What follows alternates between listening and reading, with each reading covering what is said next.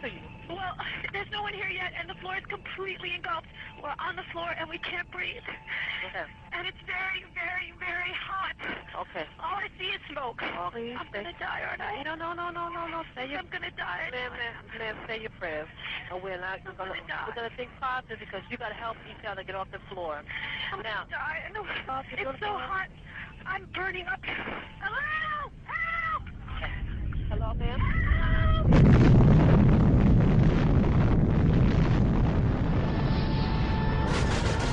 Osama bin Laden is the world's most wanted terrorist. Many to fight the bin Laden's terrorist organization, Al-Qaeda, and punish those responsible. Punish. I want justice. And there's an old poster out west, as I recall, that said wanted, dead or alive. If you go to the FBI website, they've got Osama bin Laden. And if you go to Osama bin Laden's webpage on the FBI Most Wanted Terrorist list, you find that he's been indicted for the 1998 attacks, but not for 9/11. And in fact, a number of journalists called up the FBI and said, well, look, why have you not connected bin Laden to 9/11? And they said, well, I'm afraid we just don't have the evidence.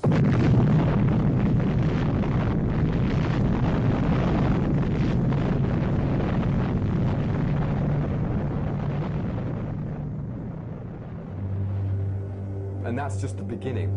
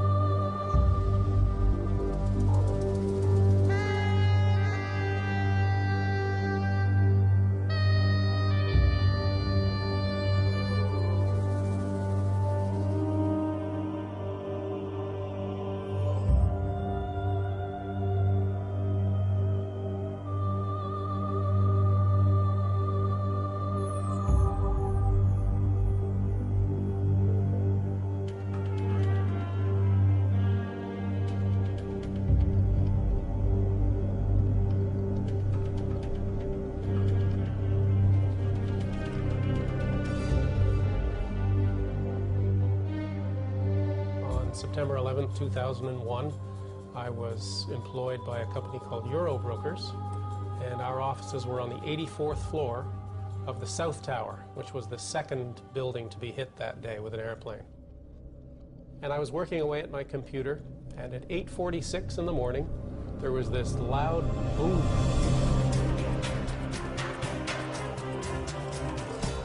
At 8:46 and 40 seconds, American Airlines Flight 11 hits the North Tower of the World Trade Center, causing extensive damage between the 93rd and the 99th floors.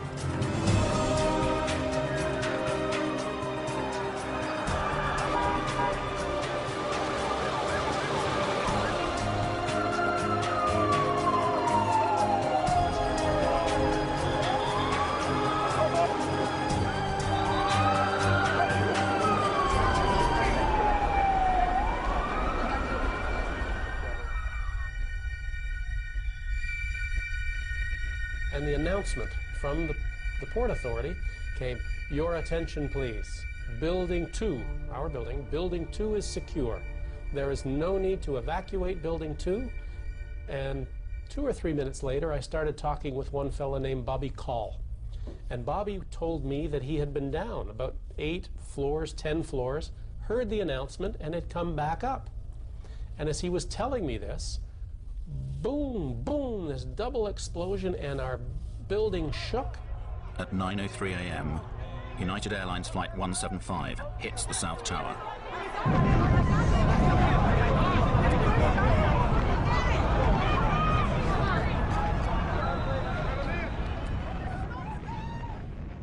Everything just exploded in our room. Now, we're on the 84th floor. What I didn't know at the time was that the second plane had hit 6 floors below us on the 78th floor. So we're 6 floors above impact.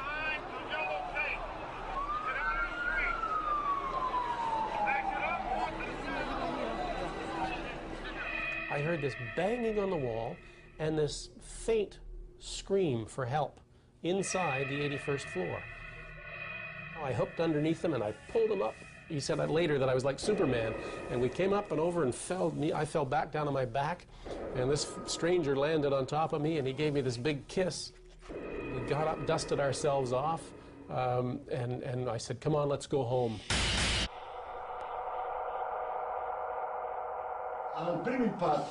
The two towers shake considerably with the first impact, but they immediately return to their original structural position.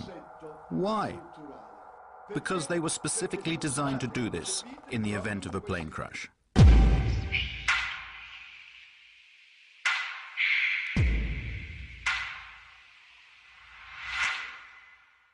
Towers were very solidly built.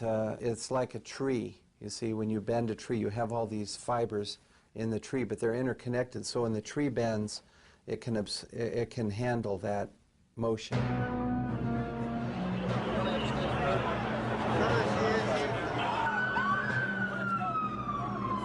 Nevertheless, 56 minutes after Flight 175 strikes the South Tower, it suddenly collapses in on itself.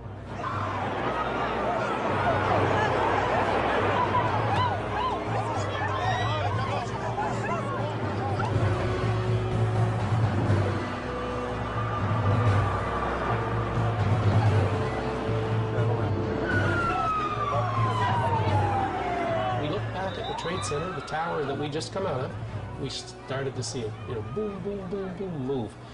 And we stared in disbelief as this took about 8 or 10 seconds for the whole tower just to go straight down and dissolved into its own ash.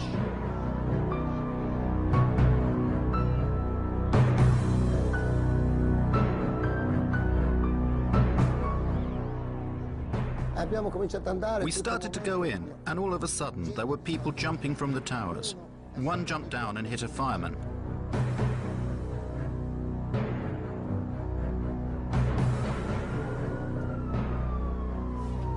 At 10:28, the North Tower also collapses.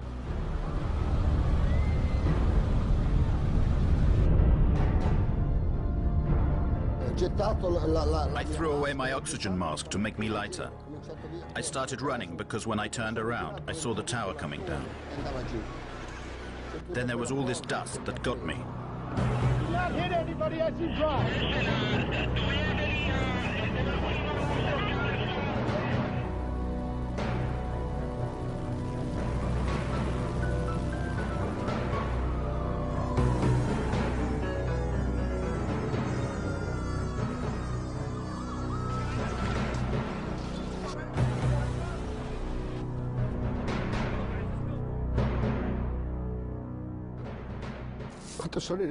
When I got home, all my family was waiting for me. And I was lucky to come back to my family. All my friends, they never came back.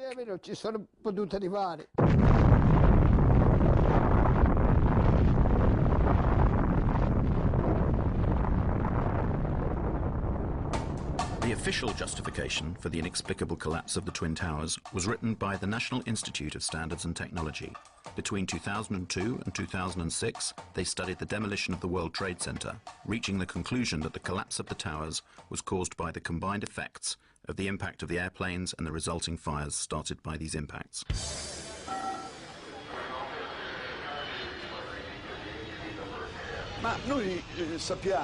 We have been told by the very people who designed and built these towers that they should have resisted the impact of more than one airplane. We have to ask ourselves, did the engineers and architects imagine that airplanes could crash into the towers without any fuel? Perhaps they thought that the airplanes could get there by just blowing in the breeze. Never before or after 9/11 have steel-framed towers collapsed due to fire. Nel 2005 a Madrid. In 2005, there was a fearsome conflagration in Madrid. A skyscraper went up in flames. It was a huge torch that kept burning for 20 hours. 20 consecutive hours. But in the end, the load-bearing structure remained intact. The skyscraper did not fall down.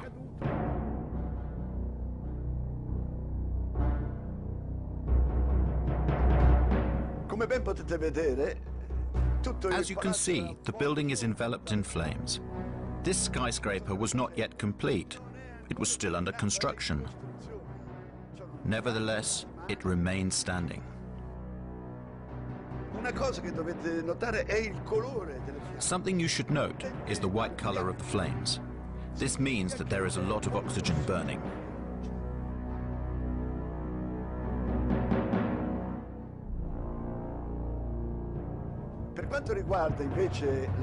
If you look at the flames coming from the two towers in New York, we can see instead that the flames are dark red and the smoke is black. The fires that were burning in these towers was a dark gray, a heavy, almost black gray smoke coming off. This implies an oxygen-starved fire. Nevertheless, 55 minutes later, the whole tower collapses.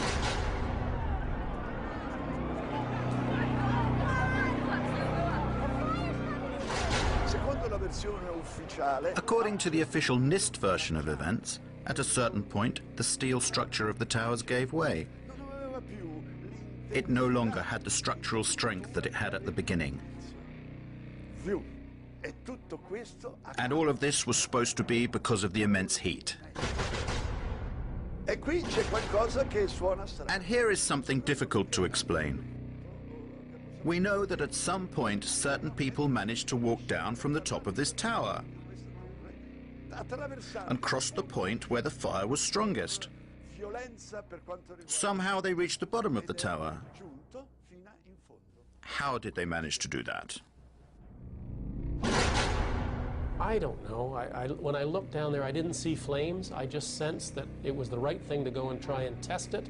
We would go as far as we could until we were stopped by flames. And when we came to the 78th floor, the last layer was standing, but it was cracked. And there were flames licking up the other side of the wall like this. It wasn't a roaring inferno. I sensed that the flames were maybe starved for oxygen right there, you know, in the interior. We kept going, and we got onto the 74th floor. When we got down that far, normal conditions. The lights were on, fresh air coming up from below. So the temperature inside the building was not particularly high, as we can see from the presence of this woman who is standing at the precise point where the plane impacted.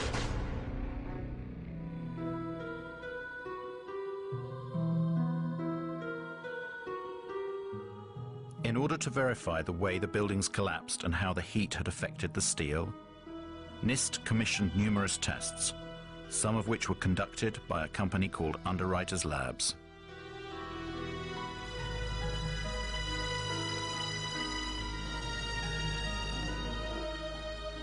And Kevin Ryan, he's the former employee from Underwriters Laboratories who challenged the NIST report and went public with it. And within a week, he was fired from his job. We did test the floor models in August of 2004. And those tests disproved the primary theory behind the collapse of the buildings. It was called the pancake theory. The floors would collapse upon each other into a stack of pancakes, and then the columns were no longer supported and the columns would fall apart. Well, the floor models didn't collapse in the tests, and these were in furnaces, you know, testing furnaces, much hotter temperature, longer periods of time. They still didn't collapse. So, yeah, a few months later, the government put out an update on their report. And they stated not only that the floors did not collapse, but they had done tests on the few samples they had saved from the fire zones. And those tests proved that the temperatures were very low.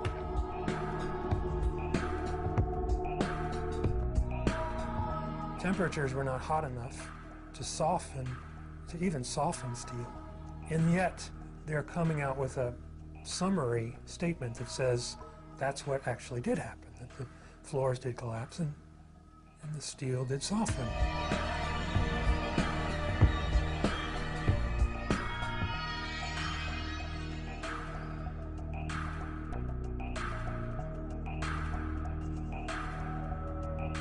So they either downplayed those results or ignored those results, and they ended up putting it all in a computer. Thanks to computers, NIST managed to straighten this problem out, and the old pancake theory was replaced by the inward bowing theory. According to the Institute, the heat weakened the floors, which started to curve downwards. The external walls of the towers also curved inwards until they could no longer bear the weight of the structures above, causing the towers to collapse. Their final theory is almost entirely computer-based. And the computer itself is not really accessible. They haven't given it to us to examine. After having investigated it more over the last year and a half, I found that yes, they did contradict their test results, but additionally they also did manipulate the test parameters. They doubled one thing, they cut something else in half. For example, their story says that aircraft combustibles were at 13 tons in the aircraft cabin. The FAA says it's more like an average of 6.5 tons. It's double. So they double it. They double the time that their computer model exposes columns to fire, 90 minutes instead of what we know is 45 or 50 minutes in both of the buildings, actually. Well, they double it. They cut something else in half. They double it. One of the things that particularly struck me was the incredible speed with which the towers came down. There was something truly inexplicable about the speed of the collapse. If we dropped a weight from a height of around 400 meters, which was the height of the towers, the time it would take to reach the ground, supposing that there was not even any air resistance to slow down the speed of the fall, would take approximately 9 seconds. It took about 8 or 10 seconds for the whole tower just to go straight down. The impact was at about 2/3 of the way up the tower. Even if the section above collapsed suddenly due to the structure giving way, and even considering that the impact of the section above was enormous and therefore in some way weakened the resistance of the structures below, it is clear that, due to the resistance of the undamaged part below, this tower should not have fallen at such a speed. But it fell as if there was nothing below it, whereas there was an enormous structure below, a resistant structure that should have slowed down the speed of the collapse considerably.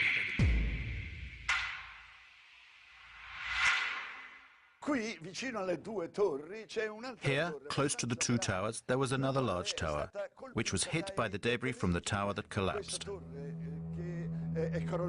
This building, this huge, it was this 47-story building, was never hit by a jet. And yet it came down that same day, but 7 hours after the last tower fell, 7 hours later.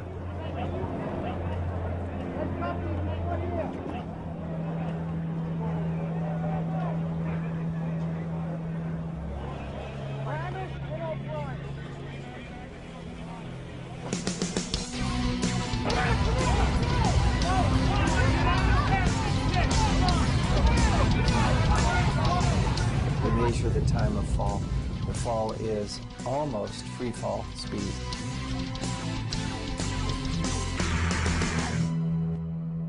The collapse of the North Tower inflicts some damage to Building 7, causing fires to ignite on a few floors. Even the official version admits that fire has a low probability of causing the collapse. But why does total collapse take place? And why does it occur at free fall speed? As I saw the collapse of World Trade Center 7, I realized this was something that needed to be studied and could not be ignored. Building 7 and the Twin Towers share one utterly bewildering similarity: the presence of molten metal found in the debris of all three buildings weeks after the collapse. Is this molten metal that we have now studied at length that came from these buildings and existed then in pools underneath the rubble of all three skyscrapers, both towers and Building 7. A metallographic analysis was conducted by a specialized institute that examined the structure of a girder taken from ground zero. Quando sono state sfilate queste travi, la parte che era sotto le macerie pare.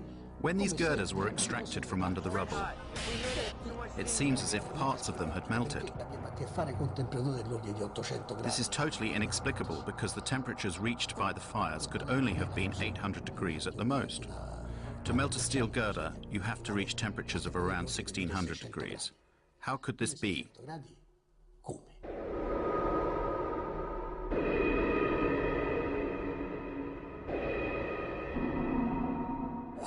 At a microscopic level, if you examine the granular structure of the steel, one can detect the presence of an element that should not normally be present, and it is there in substantial quantities. It is sulfur. We're quite sure now where this molten metal came from. It comes from a material called thermate, which is aluminum powder, iron oxide, and sulfur. The temperature is so high that steel melts. It could only melt if the temperature reached over 1000 degrees in a few seconds. The use of thermite could certainly have caused the fusion apparent in the steel beams. You see, the presence of thermite now in these buildings to bring them down implies that someone had to place the thermite near the steel columns in order to cut through the columns. I have interviewed a demolition expert, and he said this is what they do. They set explosives. They can use radio control to initiate the firing of the explosives. They have to be done in a sequence in order to get the building to come down rapidly and straight down. A controlled demolition.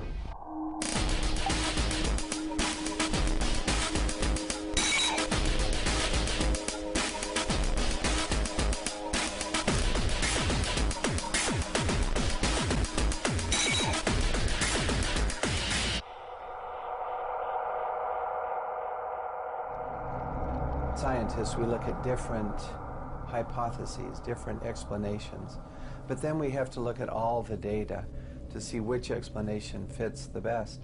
You have to incorporate all the picture. Yes, you may take an isolated fact like the plume and say, well, perhaps that was a high air pressure that somehow blew a window out, but that will not account for the molten metal or the sulfidation or the molten pools. When the South Tower collapsed and blew into my apartment directly across from the World Trade Center, I saved the dust. I gave it to Stephen Jones. The dust that was provided by Mrs. McKinley is very interesting because it's like a snapshot of the residue being produced by the tower during its collapse. It's perfect. Now we look in the dust and we see metal droplets. And when I saw that, I thought, whoa. This is what I expect from thermite because I've done a number of thermite experiments and you get small metal drops being thrown out in all directions. And this is what we see in the dust now, these little metal drops. We also see barium. This is very interesting because barium nitrate and sulfur are part of the military patent on what is known as thermate. This is thermite with sulfur and barium nitrate added to make this material cut more rapidly through steel. Now, barium is a very toxic metal, so one would not ordinarily expect this to be present in the large concentrations that we see. So the fact that we see it in these and in the dust is a very strong indication to me that the military form of thermite that has been used. The turned out that literally dozens of firefighters and emergency medical workers had given testimony that they had heard 1, 2, 3, 7, 8, some said 10 explosions going off in the building. Some of the people in the buildings reported that they were banged around and knocked downstairs by explosions. Other people testified to seeing flashes, and many of them said, it looked just like on TV when we see them bring down buildings with explosions. We saw the flashes, we saw the demolition rings, we heard the sounds. I worked there for 20 years and I was a janitor, the person that cleaned all the floors. The building has 6 up-levels of basement. The support companies for the cleaning of the World Trade Center were located on Big 1. While I was there at 8:46, all of a sudden we hear boom, an explosion so hard that pushed us up. When I went to verbalize it, like 6 seconds after, we hear that boom, that impact all the way on the top. So 2 different events, and at that very moment when I said, oh my God, a guy comes running into the office, and this guy had his hands extended, both arms like this, and his skin was pulled totally from both arms, and it was hanging from the top of the fingertips like it was clothing. And I thought at that time that it was clothing. And when I went to say something, I realized, I looked at his face, I realized that he had missing parts of his face. He had, on that particular day, the only master key. He went up with a master key, unlocking door after door so firemen could get in, and he himself, I think he said, brought out 15 or 20 people. So I started opening the doors of the stairwells so people could escape. Willie was made a hero, and he was at the White House, and we have a picture of that, of George Bush honoring Willie Rodriguez for being a hero. We hear boom, boom, boom, different explosions. And I asked the fire department, I said, what is this explosion? And what they said was, maybe it's the gas tank from the kitchen. No, the kitchens were all electrical, so that didn't make any sense. I heard a loud explosion, an explosion that I had never heard in my whole life, an enormous explosion. My ears were hearing loud explosions at ground level, very mysterious. Explosions that seemed to be at ground level as opposed to high in the air. There's no question in my mind that those buildings, based on the law of physics, could not have collapsed without the assistance of a bomb. No! When I hear another explosion, no! I think it's a bomb. Willie has taken the really 180% turn of events, saying here that President Bush, who had honored him being a hero, he's named on this lawsuit as accusing Bush and Cheney and Senior Bush and others of murder. And he's not doing it for any monetary gain, because this has just cost us everything. Willie has lost his home, lost his job. Right now, his goal is to find out the truth.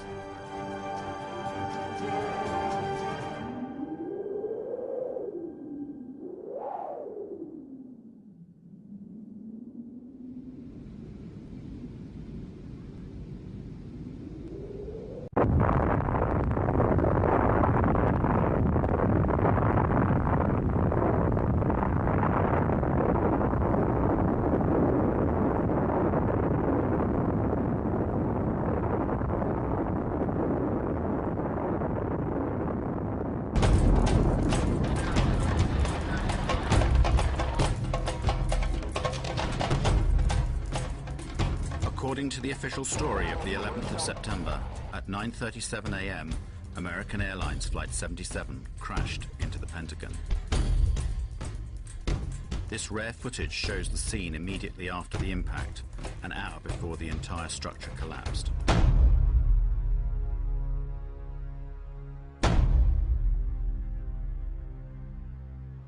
As you can see, it is a rather unusual scene.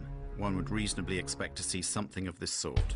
That is to say, pieces of the airplane, suitcases, debris everywhere, just like every other air crash on land.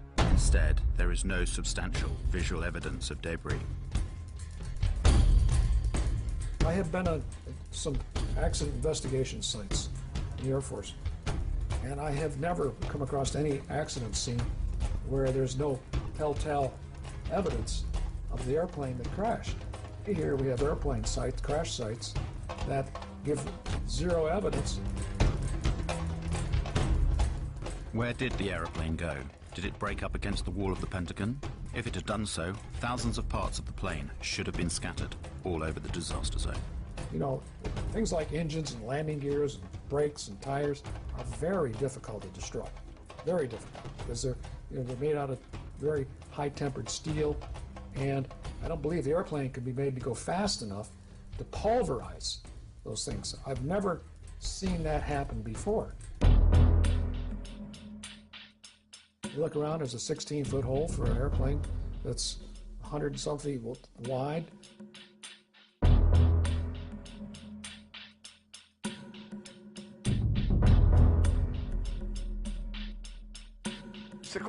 According to the official story, the American Airlines Boeing 757 disappeared inside this hole. Can you see it? 5 meters. I repeat, 5 meters in diameter.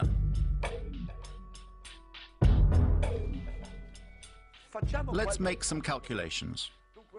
A Boeing 757 is, including its wingspan of course, 38 meters wide. And including the rudder or the tail fin, it is 13.5 meters high.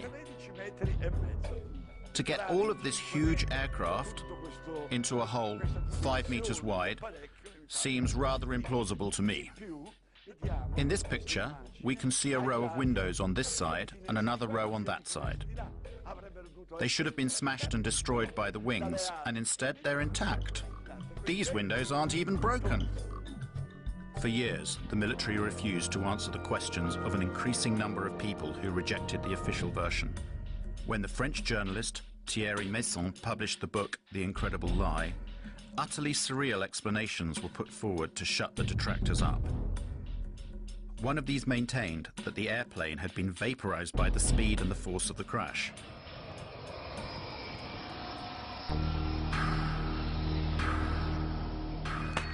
One very strange thing that doesn't make sense is the disappearance of various components of this Boeing. For example, the 2 engines. And what about the plane's wings? Where did they go? Had they been gasified? Instead, we are told the fuselage remained intact, and it smashed through the whole outer wall of the Pentagon and emerged through the other side, destroying a number of columns.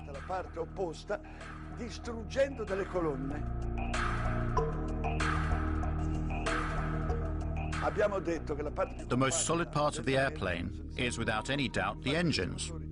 In fact, these engines are made of a titanium steel alloy. It is so tough that it doesn't even melt at 3,000 degrees centigrade. Well now, in this wall we should be able to see, if nothing else, the holes made by the 2 engines that smashed into it. No, there is no sign of them. The 2 holes that we'd expect to see are not there. And there's no indication of the wings hitting anything at the Pentagon, like you had at the North Tower. You can see the outline of the aircraft, the 25-degree bank angle. You can clearly see the outline of the number 1 engine, fuselage and number 2 engine. It's a 25-degree bank. The wing dihedral is up in flight, and you can clearly see the outline of that airplane. But you can't find anything like that in the Pentagon. You can't find anything like that in the Pentagon. These inconsistencies have created more and more difficulties for the proponents of the official version. So, while the military kept silent during this debacle, various photos of airplane debris found on the external lawns and along the supposed route of the airplane within the building started appearing in newspapers and on the web. Va bene, niente gassificazione. Very well, they admitted there was no gasification, but another theory was immediately put forward. It suggested that in order to enter a hole 5 meters wide, at a certain moment, the airplane somehow closed up its wings, just as dragonflies do. The plane entered the hole. Oh look, there they are. The engine and the other pieces of the plane were found there. One of my experiences in the Army was being in charge of the Army's imagery interpretation for scientific and technical intelligence during the Cold War. I measured pieces of Soviet equipment from photographs. It was my job. I look at the hole in the Pentagon, and I look at the size of an airplane that was supposed to have hit the Pentagon.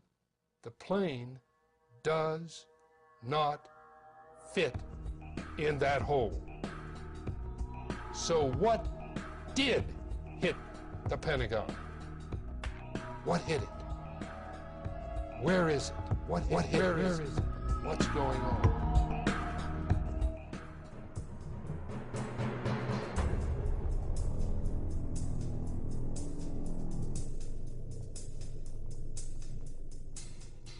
General Arnold, that very morning, immediately after that alleged impact, ordered one of his fighter pilots to fly over and down to the Pentagon to look and see what he saw and to report back to General Larry Arnold himself. At that time, Major General Larry Arnold was Commander of Aviation at NORAD, North American Aerospace Defense Command, in charge of protecting the United States and Canada.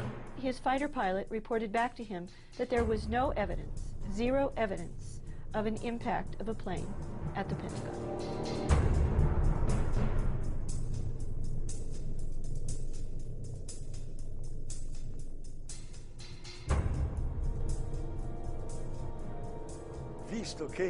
Since the Pentagon possessed 86 separate and complete video recordings of the incident, why didn't they show some whole portions of them to those people who had doubts about it? The FBI was immediately at the scene and took the surveillance tapes and confiscated 86 videotapes, both in the Pentagon parking lot, in the gas station, across the freeway from the Pentagon, in a nearby hotel, in all kinds of buildings that had their cameras trained in that general area. For a long time, the military authorities refused to release the footage of Flight 77's impact. But in 2006, the United States Department of Defense was forced to yield to Freedom of Information requests, and it released 4 video sequences. The video evidence from the Pentagon Citgo gas station and the nearby Sheraton Hotel are of no use. But 2 samples of video footage captured from the Pentagon's parking lot have been offered to the world as definitive proof of Flight 77's impact with the Pentagon. They're almost identical. Jet engines don't emit white smoke. You have some white smoke would come out of the aft end of whatever kind of vehicle. Quite frankly, there's not enough in those photographs to tell exactly what it was, but you can tell what it wasn't. And it didn't have the size as compared, if it was a real 757-200, it would be much bigger than the vehicle we do see in the picture.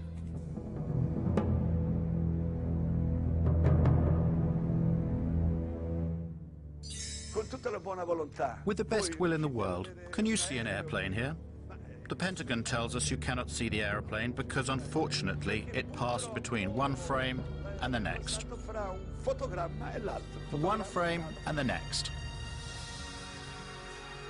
So where is the aeroplane?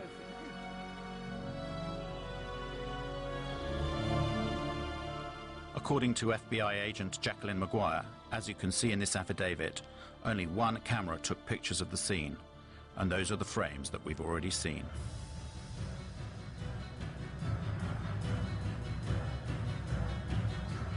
The story of how this airplane is supposed to have got there is absolutely absurd.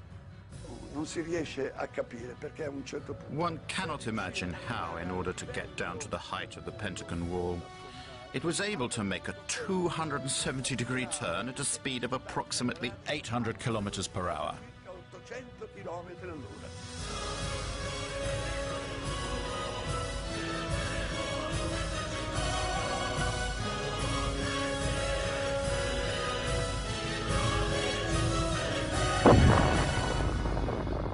That is a really difficult maneuver. And what I will say to you is that an experienced pilot with thousands of hours probably would have to take between 10 and 20 attempts.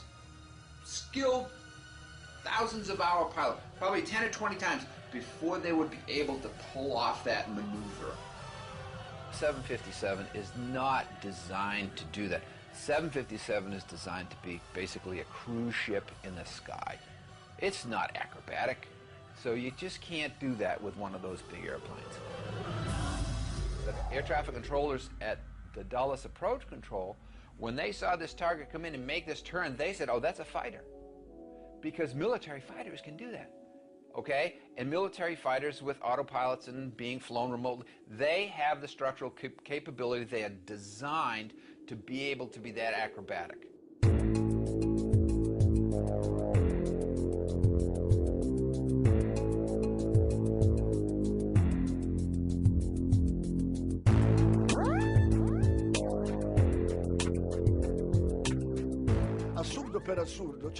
Absurdity of absurdities. There is also the height at which this aeroplane was flying to be explained. It is supposed to have followed the lie of the land at 6 meters from the ground for 1 kilometer, managing also to jump over a hill. Then it went over a roadway, and it finally got there without making any other turns because by now there was no more space.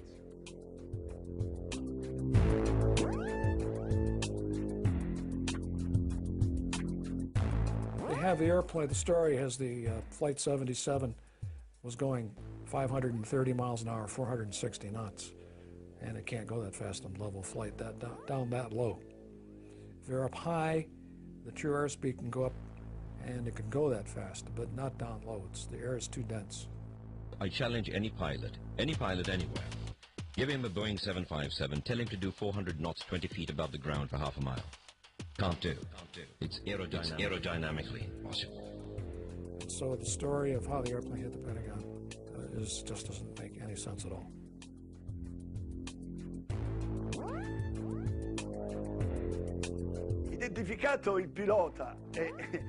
After Hani Hanjour, the plane's pilot, had been identified, his flight instructor declared that his student was not even able to fly a small single-engine aeroplane. These guys didn't have the experience to make that kind of maneuver, even if the airplane could fly that. The man could not fly at all. There's no way you could possibly come out of a 172 and fly a jet that you've never flown before. That's like showing me how to carve up a Christmas turkey and then say, go make a heart transplant.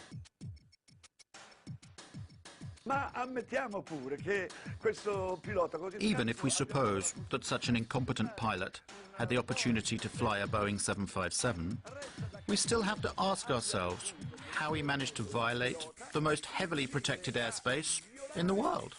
Lo spazio aereo più protetto del mondo.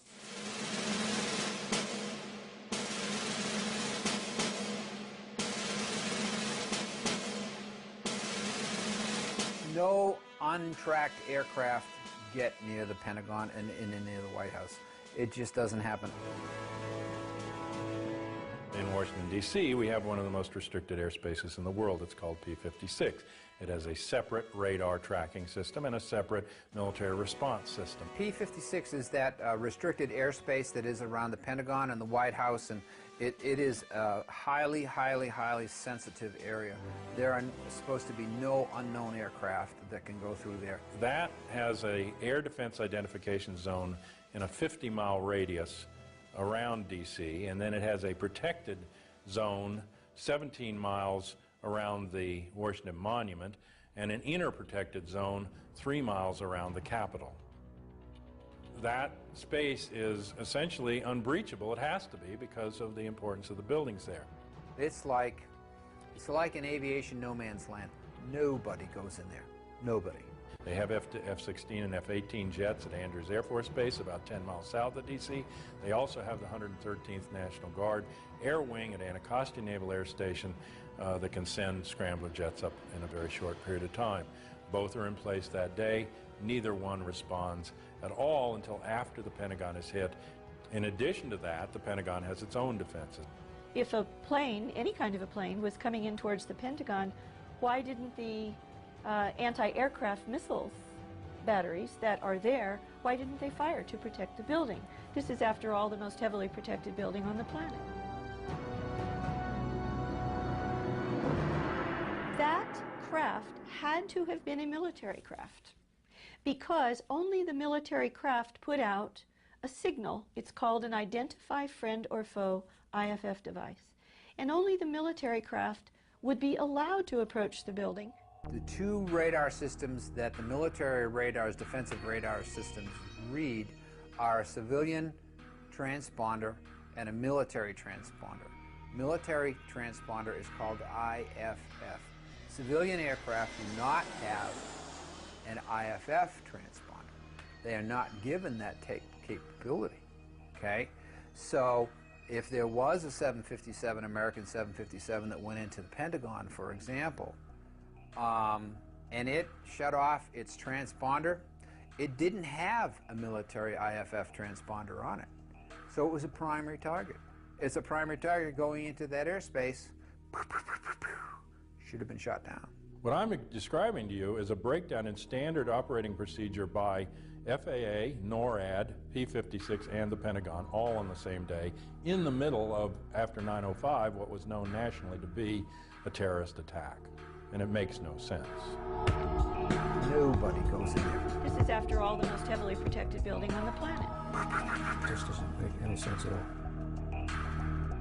The Pentagon symbolizes our military power in the world. And they had hit it. And to this day, nobody knows what they hit it with, whether it was an airplane or whether it was a missile. And our government will never tell us. So we just kept wait for the French to explain it. What hit it? What's going on? There is nobody anywhere at any point in this entire investigation that has said that is positively American 77. They suppose it, they presume it, they assume it, they say this is what we think it is. The controller, Danielle O'Brien, who saw the unidentified blip coming in from the west at a high rate of speed, had no way of knowing what it was, because the primary was a primary return only. The secondary radar, the transponder, was turned off. In order to identify a primary radar target, you have to have two-way communications between the pilot and the air traffic controller, and the pilot has to report over a certain geographical location, or you have to be able to tell the pilot in the airplane to make a series of turns. And then the radar controller can look at all of the primary targets on his or her radar scope and say, there's an aircraft, or there's a target that just executed the turns I told. Now I can positively identify the aircraft. That never occurred. It's huge. Now, if Flight 77 really did go off of the radar screen for 36 minutes, according to her testimony, then the airplane was no longer flying. Or it was low enough that it was out of radar coverage. One of the two. So, was the airplane landed at some place, some remote field? Then it does make sense that they lost the airplane for 36 minutes. But other than that, there's very little explanation for that. In the light of what we've seen and heard, it seems that the official version of 9/11 is not sufficient. We want the facts to be explained to us, and above all, we want them to be properly investigated. Basically, we want someone to finally tell us the truth. The United States government spends $892 billion per year to defend its citizens and its territory. It is the best protected country in the world, as President Bush has said. Nevertheless, on the 11th of September, the heart of America was attacked from the sky, and 3,000 helpless American citizens were killed in their own cities. If I had been sitting on that committee, the congressional committee examining 9/11, the one question that they could not get the Air Force to answer correctly, NORAD, was why the fighter planes did not go up automatically when the first planes were found to be hijacked.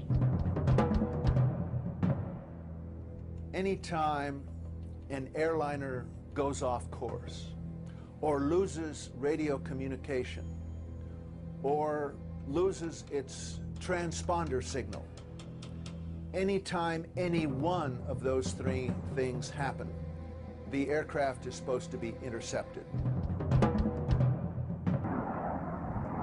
On 9/11, all three of those things happened, and still there was no intercept. Those planes flew around for from 20 minutes to an hour and a half without ever being intercepted. We have direct contacts with our air defense colleagues by means of direct connections that are controlled by this touchscreen apparatus. By pressing just one key here, the call is sent, to which the operator of the defense, in this case, answers directly. In the time it takes to answer the telephone call, around 2 to 3 seconds, the information can be already exchanged.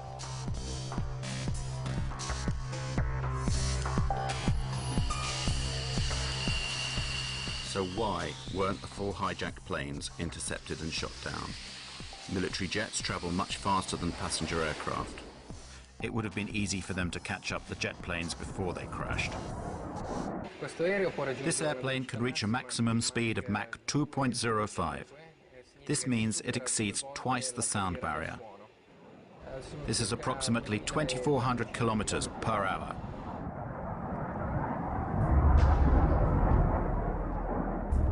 In the northeast of the United States, there are as many as 16 Air Force bases. Why weren't the Boeing jets intercepted? The official story argues that air defense was informed too late. One of the biggest lies is that the FAA guys were incompetent.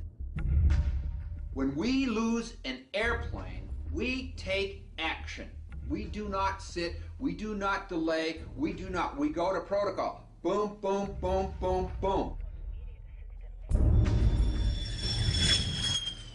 When the air traffic controllers first saw American 11 start to lose its radio, lose its transponder, go off course, and all of these bad things that are going on, they did not take a coffee break.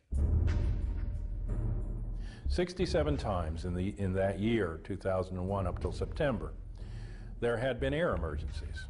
They can get a plane up in from 6 to 10 minutes and scramble it, and 67 times that year in air emergencies. But there was not an instance where an air emergency went ignored for long periods of time until 9/11.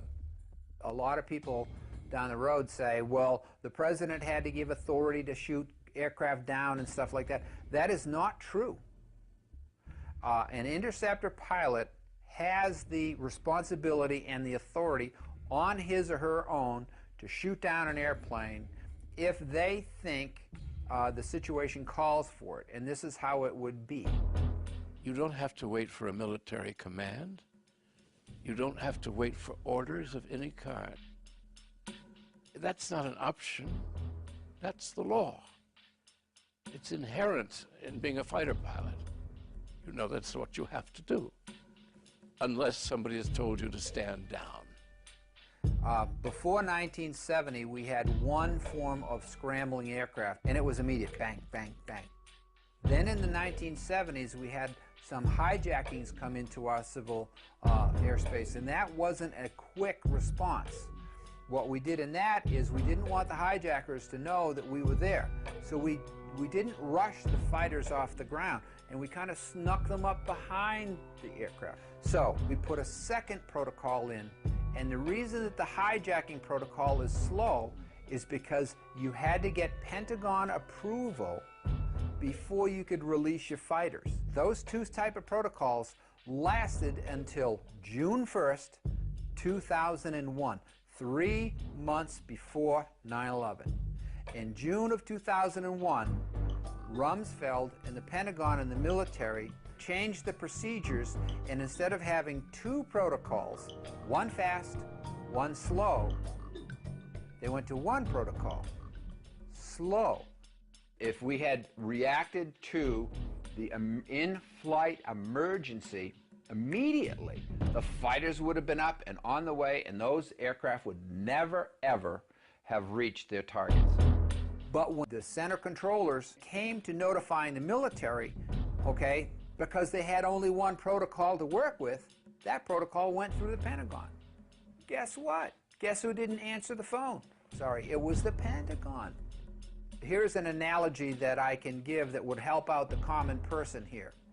What Rumsfeld did is the fire call comes into the fire station, but before the fire truck gets a chance to leave, it has to call the mayor of the city to get approval for that departure. And what if the mayor's out for breakfast or he's sleeping late and he doesn't answer the phone? Look carefully at this footage, shot just a few minutes after the attack on the Pentagon. Notice the man that is helping to carry a casualty. It is the Secretary of Defense, Donald Rumsfeld. What is he doing here when, as head of the defense of the whole nation, and whilst the United States is still under attack, he is helping tend to the wounded? Why is he not at his command post?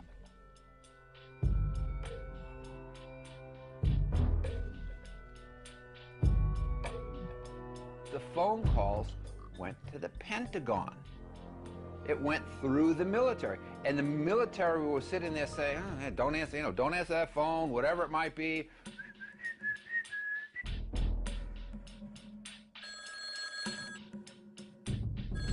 Now, how would you like your fire department to sit there and say, well, I'm sorry, we can't come and put your house out and save your lives because the mayor didn't say so?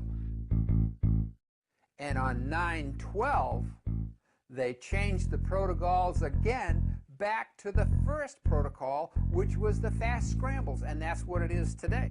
So the way that Rumsfeld's Pentagon managed this whole thing is they switched gears, okay? They switched out of having two fast and slow into slow, okay? And then they said, oh, we're bad, 9/12, let's go fast again. When the United States was attacked without warning at Pearl Harbor, after 8 inquiries, General Walter Short, commander of the Army for the Defense of Hawaii, and Admiral Husband Kimmel, commander-in-chief of the Pacific Fleet, were both charged with negligence and summarily dismissed. But after the 9/11 catastrophe, nobody, neither the Secretary of Defense Rumsfeld, nor the head of civil aviation, nor that of air defense, was either punished or removed from office. On September 10th, Brigadier General W. Montague Winfield asked Junior Officer Captain Charles Leidig to temporarily replace him as Director of Operations at the Pentagon Command Center from 8:30 a.m. on September 11th. Later that day, after Flight 93 was reported crashed, Winfield resumed control.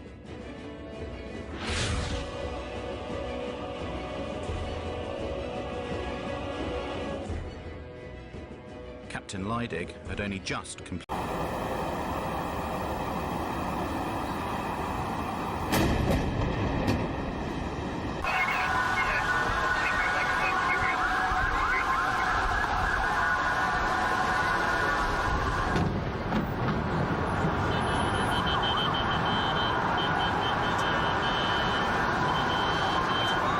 Unbelievable. To think of the people there, unsuspecting. It looks like animation. It doesn't even look like it's real. It just disappeared. It disappeared like a bad special effect. It reminds you of the worst kind of effects in movies.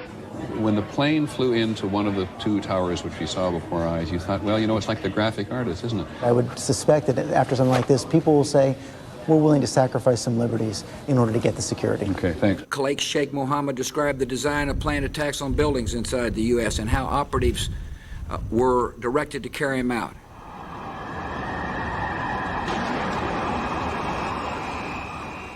He told us the operatives had been instructed to ensure that the explosives went off at a point that was high enough to prevent people trapped above from escaping. It does not appear that there's any kind of an effort up there yet. Now remember, oh my God. My God. That looks like a second plane. I did not see a plane go in. That just exploded. We just saw another plane coming in from the side. You did. That was out of yes, and that's the second explosion. You could see the plane come in just from the right-hand side of the screen. No second plane. It was a bomb. Bombed in the building, not second plane. That was a bomb. Who said the second plane? That's what we're told. The second plane. We saw it on television. Everything. But these niggas blew up the 2 buildings. They got fucked. Here's what I don't get is how our CIA and our FBI had no clue. That's because it's an inside job. A new world order can emerge. A new era. You were both in Skull and Bones, the secret society. It's so secret we can't talk about it. What does that mean for America? We know now that September 11th of 2001 was the beginning of what we might call a new world order. All right, finally I'm going to introduce Lieutenant Robert Medeiros. He was our first incident commander at the scene. Good evening. My name's Lieutenant Robert Medeiros, M-E-D-A-I-R-O-S, Lieutenant with the Arlington County Police Department here in Arlington, Virginia. We arrived within minutes after the crash. I couldn't believe what happened, and they said it was a plane, and I didn't see any pieces of any plane, and I couldn't believe that a plane hit the building. Did you see the plane come in, sir? No, I didn't see no plane, didn't hear no plane. You know, like I said, all I heard was the impact and then the flame. This huge ball of fire came up over the building. Outside the Pentagon, CNN's military affairs correspondent Jamie McIntyre. And Jamie, you got very close to where that plane went down. That's right, Judy. A while ago, I walked right up to next to the building. From my close-up inspection, there's no evidence of a plane having crashed anywhere near the Pentagon. The only site is the actual side of the building that's crashed in, and the only pieces left that you can see are small enough that you could pick up in your hand. There are no large tail sections, wing sections, a fuselage, nothing like that anywhere around. We were on the scene early this morning when all of the workers were literally pouring out of this building, and here's what some of them had to say about today's event. Getting ready to do my town trip, and one young black lady was running down the hall screaming and hollering saying, "Get out, get out." It was a bomb, and so everybody was like, everybody stopped and looked, and then there was some more people running and screaming and hollering, "Get out, it is a bomb." And then when I was exiting out the door, they did say it was a bomb, and everybody looked up, it was all black smoke. Just finished our staff meeting. Somebody told us about the New York tragedy. We turn on CNN, and all of a sudden I hear a boom myself. Oftentimes in the Pentagon you hear machinery falling or this or that, but this was a little different. And about a minute later, somebody ran into the office saying bomb, and everybody just starts running out. When George Bush and Al Gore ran for president, they had 3 debates. Nobody said, what are you going to do when the twin trade towers come down, when the Pentagon's bombed, when the Pentagon's bombed. Take a look at this rare, super slow motion video of Flight 175 that hit the South World Trade Center tower on 9/11/2001. Take a really close look, because there are 2 impossibilities I'm going to show you here. This video was allegedly shot by Michael Herzakani, a diamond merchant based in Los Angeles, California. The first impossibility is a real airplane couldn't have sliced through a building with a steel facade with reinforced concrete flooring and 47 steel support beams. A jet's wing can't slice through a steel building like a hot knife through butter. But that's the story the news media wants us to believe, and most people are still believing this hoax. But the second impossibility is in plain sight. In fact, I can't believe it took me over 12 years to see. Let me show you a still of this video. I've highlighted a building that's clearly behind the South World Trade Center tower. Yet when we pay close attention to the video, Flight 175's wing should appear in front of the building, not behind it. This is a layering CGI glitch, and this proves that this video, which was seen all over the world, over and over and over again, year after year, is a CGI rendering. Thus, it's not an amateur witness video. It's a fake. And this is one of many, many faked videos put out by the news media. I've turned on the sharing option for this video, so you have my permission to copy and paste it onto your Blogger website. And I'm putting the finishing touches on my own video, showing how just about everything about 9/11 is faked, just like this Flight 175 video. If you'd like to be the first to find out about this when I release it, click on the link to be alerted.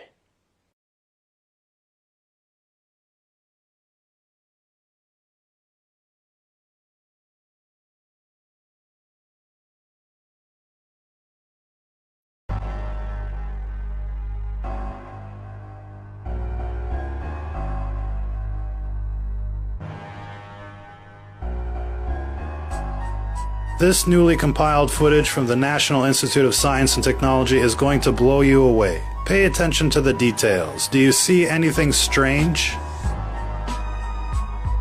Let's play it again.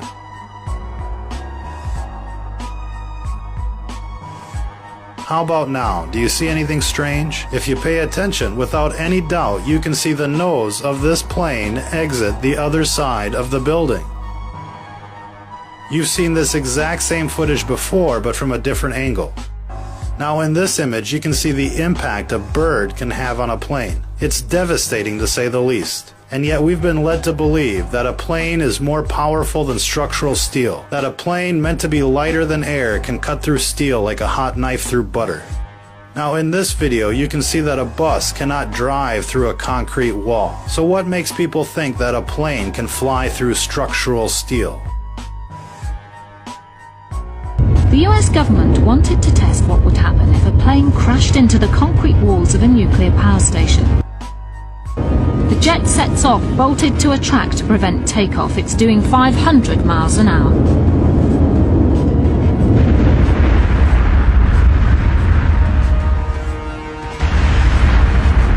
The plane atomized with the impact. It just disappeared into dust. Only the tips of the wings escaped total destruction. But the wall designed to move and absorb energy did its job well. When dealing with nuclear material, no test can ever be too drastic. As you can see in this footage, the fighter jet did even worse than the bus. It was vaporized into dust. The World Trade Center wasn't made of concrete, ladies and gentlemen. It was a building made with grade A structural steel. The engineers that built the World Trade Center said it could have resisted multiple impacts from multiple planes. Now we're going to play this FOIA NIST footage from September 11th. Watch what happens.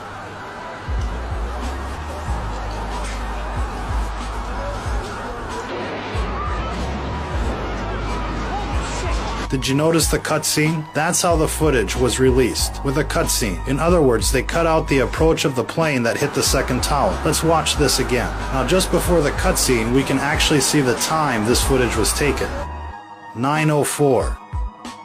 If we look at the timeline for September 11th, we can see that the second plane impacted at 9:03. So we're supposed to believe that the person filming this video stopped recording just a few seconds before the impact and then started recording again. Unfortunately, we see this same tactic play out on multiple FOIA NIST videos from that very same day.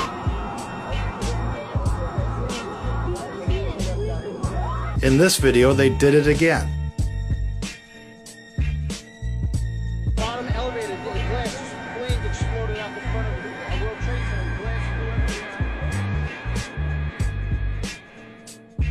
The reason they're cutting out the planes, ladies and gentlemen, is because it's easier to cut out the plane than to put one in via CGI.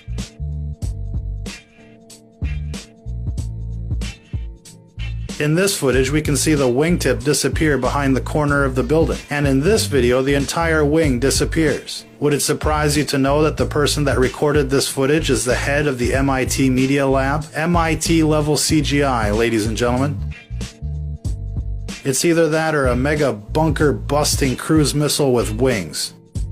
Notice how quickly explosives can transform this 100-story column resembling the World Trade Center into dust. This is exactly what happened on 9/11. High-velocity explosives triggered to cascade in a visual way that makes it look like the building collapsed at free-fall speeds. This is what happened on 9/11. Pay attention to these horizontal ejections. They're a classic sign of a controlled demolition. In this footage, you can see the same types of ejections occurring right around the zone of the collapse. There are multiple examples of this. It gets so sneaky that they let off a few charges as the second plane, Flight 175, hits the South Tower. It's bait and switch, ladies and gentlemen. And as people were looking at the explosion rocking the South Tower, other explosions were occurring in the other tower. Now, you can deny the evidence if you want to, but one thing is clear. Absolutely everything that has been broadcast since 9/11 has been fake news. Fake news that keep people distracted from what really happened on that day. If you're listening to this, you are the resistance.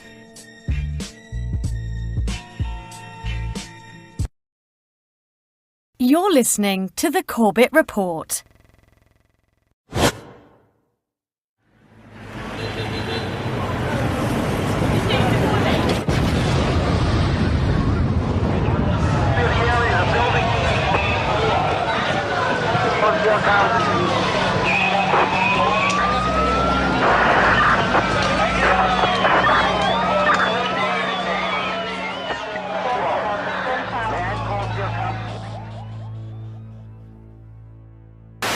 Al-Qaeda terrorist. September the 11th. Al-Qaeda. 9/11 hijackers. Jihadist terrorist organizations. Terror attack. Bin Laden. September 11th. Terrorist. The self-confessed mastermind. Osama bin Laden, the leader of Al-Qaeda. Al-Qaeda. Terrible new terrorist organization. September 11th. Our enemy is a radical network of terrorists and every government that supports them.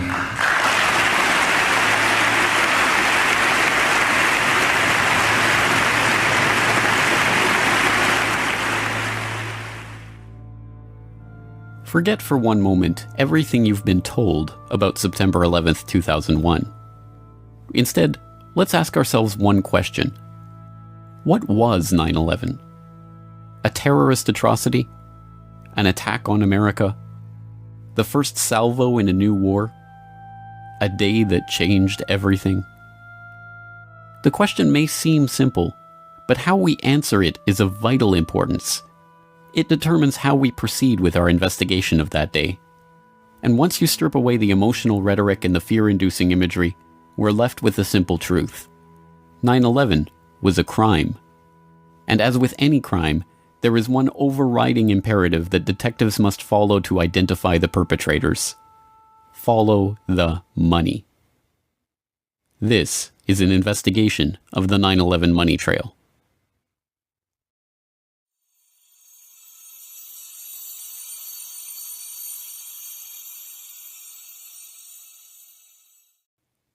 In 1998, the Port Authority of New York and New Jersey agreed to privatize the World Trade Center, the complex of office towers in Lower Manhattan that they had owned and operated since their construction in 1973. In April 2001, an agreement was reached with a consortium of investors led by Silverstein Properties, and on July 24, 2001, Larry Silverstein, who already owned World Trade Center Building 7, signed a 99-year lease for the Twin Towers and Buildings 4 and 5. The lease was for $3.2 billion and was financed by a bridge loan from GMAC, the commercial mortgage arm of General Motors, as well as $111 million from Lloyd Goldman and Joseph Kerr, individual real estate investors. Silverstein Properties only put down $14 million of its own money. The deal was unusual in a variety of ways. Although the Port Authority carried only $1.5 billion of insurance coverage on the WTC complex, which earlier that year had been valued at $1.2 billion, Silverstein had insisted on doubling that amount, insuring the buildings for $3.55 billion. Silverstein's insurance broker struggled to put that much coverage in place and ultimately had to split it among 25 dealers.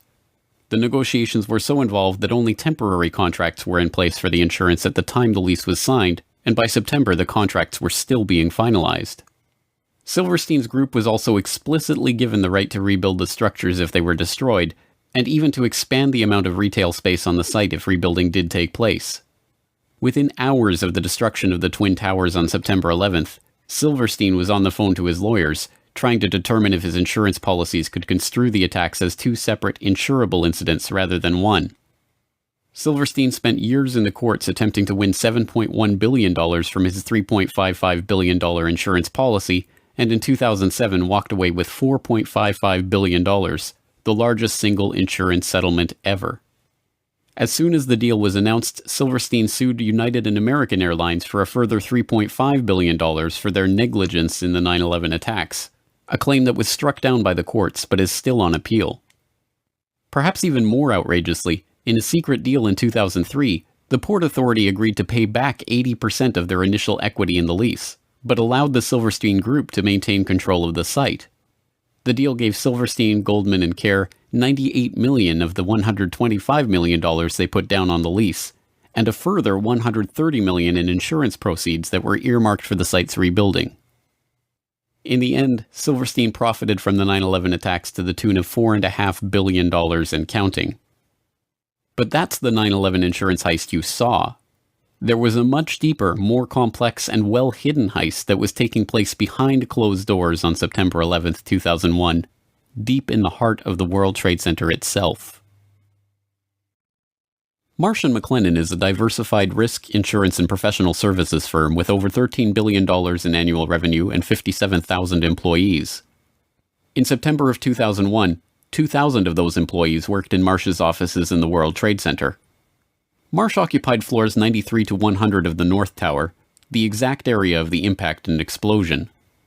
In the year prior to 9/11, Marsh had contracted with Silverstream Software to create an electronic connection between Marsh and its clients for the purpose of creating paperless transactions. Silverstream had already built internet-based transactional and trading platforms for Merrill Lynch, Deutsche Bank, Bankers Trust, Alex Brown, Morgan Stanley, and other financial services firms that were later involved in 9/11, but this new project was unlike anything that had been attempted before. Richard Andrew Grove, the salesperson who handled the Marsh & McLennan project for Silverstream, explains. In 2000, Silverstream was contracted by Marsh to provide a technological solution beyond what we had done for any of the above-named companies, insofar as it would be used to electronically connect Marsh to its major business partners via internet portals for the purpose of creating paperless transactions and expediting revenue and renewal cycles, and built from the ground up at the client's site.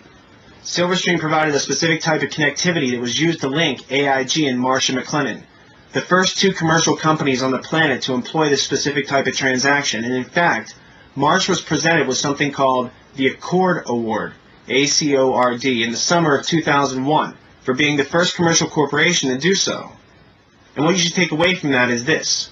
It means that no other companies were doing this type of transaction, so the question in your mind should be, what then were Marsh and AIG doing, and why did they need to leverage technologies that no other commercial entity on the face of the earth needed to conduct business? The contract, Silverstream then stationed approximately 30 to 40 developers at Marsh, and this team was led by 2 to 3 managers with whom I liaised to ensure delivery of the solution that was promised. The development team worked regularly into the night, if not all night, and sometimes worked 7 days a week in order to adhere to Marsh's indicated pre-September 11th deadline. Now, while I was But it was not long before severe irregularities in the billing of the account for this project led Richard Grove into the heart of a deeper mystery about the software and about the work that he was engaged in. Fiscal anomalies with respect to the Marsh.com project when I was in a meeting on the 98th floor in October of 2000 with a gentleman named Gary Lasko. Gary was Marsh's North American Chief Information Officer, and that particular afternoon a colleague and I helped him identify about $10 million in suspicious purchase orders after I had recognized that certain vendors were deceiving Marsh and specifically appeared to be selling Marsh large quantities of hardware that were not necessary, as this was later confirmed by Gary. In the spring of 2000, I brought my concerns up to executives inside of Silverstream, and I was urged to keep quiet and mind my own business. I went to an executive inside of Marsh, and he advised me to do likewise. But then, I mentioned it to a few executives at Marsh who I could trust, like Gary Lasko, and Catherine Lee, Ken Rice, Richard Bruhart, and John Olthofer, people who became likewise concerned that something untoward was going on. The concerned colleagues I just mentioned were murdered on September 11th, and the executives who expressed dismay at my concerns are alive and free today because of it. I feel it's no coincidence as the Marsh executive who urged me to drop my line of inquiry made sure that his personnel, who I just mentioned, were in the office bright and early for a global conference call before the staff meeting upon which I was to intrude. A conference call which I was informed this executive in question conducted but attended from the safety of his Upper West Side apartment. Although in getting The global conference call with Marsh's IT staff on the morning of 9/11, a meeting that included the staff who were investigating the suspicious billing on the Silverstream deal, was confirmed in a 2006 interview with Marsh's then Chief Information Officer, Ellen Clark. Richard Grove had been asked to attend the meeting, but was stuck in traffic on the way to the towers when the attack began. His friends at Marsh were not so lucky. 294 Marsh employees, including all of the participants in the conference call in the North Tower, died that morning. Meanwhile, the Marsh executive who had scheduled the meeting, the same one who had asked Grove to drop the issue of the billing anomalies, was safe in his apartment, attending the meeting via telephone. So what was the Marsh.com project really about? Why was it so important for it to be finished before September 11th? And what kind of transactions did it enable? More importantly, what information was lost when the data center on the 95th floor of the North Tower suffered a direct hit on 9/11 and the buildings were demolished? A partial answer comes from reports that emerged in late 2001 that a German firm, Convar, had been hired to reconstruct financial data from the hard disks recovered at Ground Zero. The firm talks about this work in its promotional videos. September the 11th, 2001. The whole world is in shock following the attacks on the World Trade Center. Convar has some solutions to offer.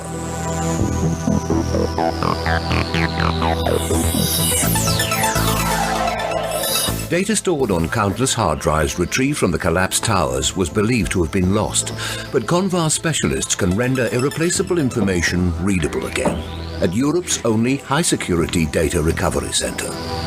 Burnt, crushed, or dirty storage media are ready to relinquish their secrets by the time we finish with them. More details about the work comes from an IDG news service story posted to CNN.com in December 2001. Under the headline, "Computer disk drives from WTC could yield clues," the article notes, "An unexplained surge in transactions was recorded prior to the attacks, leading to speculation that someone might have profited from previous knowledge of the terrorist plot by moving sums of money. But because the facilities of many financial companies processing the transactions were housed in New York's World Trade Center, destroyed in the blasts, it has, until now, been impossible to verify that suspicion." A Reuters article from the same time, later posted to Convar's website, offers revealing glimpses into the investigation's early results. It quotes Peter Herschel, Convar's director at the time. "The suspicion is that inside information about the attacks was used to send financial transaction commands and authorizations in the belief that amid all the chaos the criminals would have, at the very least, a good head start. Of course, it is also possible that there were perfectly legitimate reasons for the unusual rise in business volume. It could turn out that Americans went on an absolute shopping binge on that Tuesday morning. But at this point, there are many transactions that cannot be accounted for. Not only the volume, but the size of the transactions was far higher than usual for a day like that. There is a suspicion that these were possibly planned to take advantage of the chaos." It also quotes Richard Wagner, one of the company's data retrieval experts. "There is a suspicion that some people had advanced knowledge of the approximate time of the plane crashes in order to move out amounts exceeding $100 million. They thought that the records of their transactions could not be traced after the mainframes were destroyed." Was the revolutionary electronic trading link between AIG and Marsh being used to funnel money through the World Trade Center at the time of the attack? Were the attack perpetrators hoping that the destruction of Marsh's data center, on the 95th floor at the dead center of the North Tower explosion, would conceal their economic crime? One piece of corroborating evidence for the idea comes from author and researcher Michael Rupert, who reported in 2004 that immediately before the attacks began, computer systems in Deutsche Bank, one of Silverstream's other E-Link clients, had been taken over from an external location that no one in the office could identify. Within, I would guess, I'd have to go back and look at the book, but it was no more than a week after the attacks. I was being contacted by a lot of people from inside official sources who were raising a lot of questions. This one particular person was extremely credible. They absolutely convinced me they had been an employee of Deutsche Bank in the Twin Towers. And they told me very clearly that in the moments right before the attacks and during the attack, there was a 40-minute window between the time the first plane struck the World Trade Center and the second plane, that Deutsche Bank's computers in New York City had been taken over, absolutely co-opted and run. There was a massive data purge, a massive data download, and all kinds of stuff was moving. And what this person said very clearly was that no one in the Deutsche Bank offices in the towers at the time had the ability to prevent what was going on from any of their terminals. Sadly, no answer to the questions raised by these accounts is forthcoming from Convar. After the initial reporting on the investigation, which noted that the company was working with the FBI to recover and analyze the data, Convar now refuses to talk about the information they discovered. Is it true that large amounts of money were transferred illegally out of the World Trade Center on the morning of 9/11, just before the attacks? If you would look on the website, I would say yes, because that was the information from a previous release. If you would ask me today, I would need to tell you that I could not give you any additional information about that. I'm really sorry about it. At the time of 9/11, Marsh's chief of risk management was Paul Bremer, the former managing director of Kissinger & Associates who went on to oversee the U.S. occupation of Iraq. On the morning of 9/11, he was not in his office at Marsh & McLennan, but at NBC's TV studio, where he was delivering the official story of the attack. It's Paul Bremer. I want to make sure I'm getting your name right because I'm just meeting you just at this moment. You're a terrorism expert, counterterrorism. I hope, and can talk to us a little bit about who could. I mean, there are a limited number of groups who could be responsible for something of this magnitude. Yes, this is a very well planned, very well coordinated attack, which suggests it's very well organized centrally, and there are only 3 or 4 candidates in the world, really, who could have conducted this attack. Bin Laden comes to mind right away, Mr. Bremer. Indeed, he certainly does. Bin Laden was involved in the first attack on the World Trade Center, which had as its intention doing exactly what happened here, which was to collapse both towers. He certainly has to be a prime suspect, but there are others in the Middle East, and there are at least 2 states, Iran and Iraq, which should at least remain on the list of potential suspects. What kind of... I don't recall anything like this. Pearl Harbor happened a month before I was born, and I hear my parents talk about that as a seminal event in their lives all the time. I am not aware of anything like this in the United States before. Americans are now, I think it's fair to say, really scared. Should we be? This is a day that will change our lives, isn't it? It is a day that will change our lives. It's a day when the war that the terrorists declared on the United States, and after all, they did declare war on us, has been brought home to the United States in a much more dramatic way than we've seen before. So it will change our lives.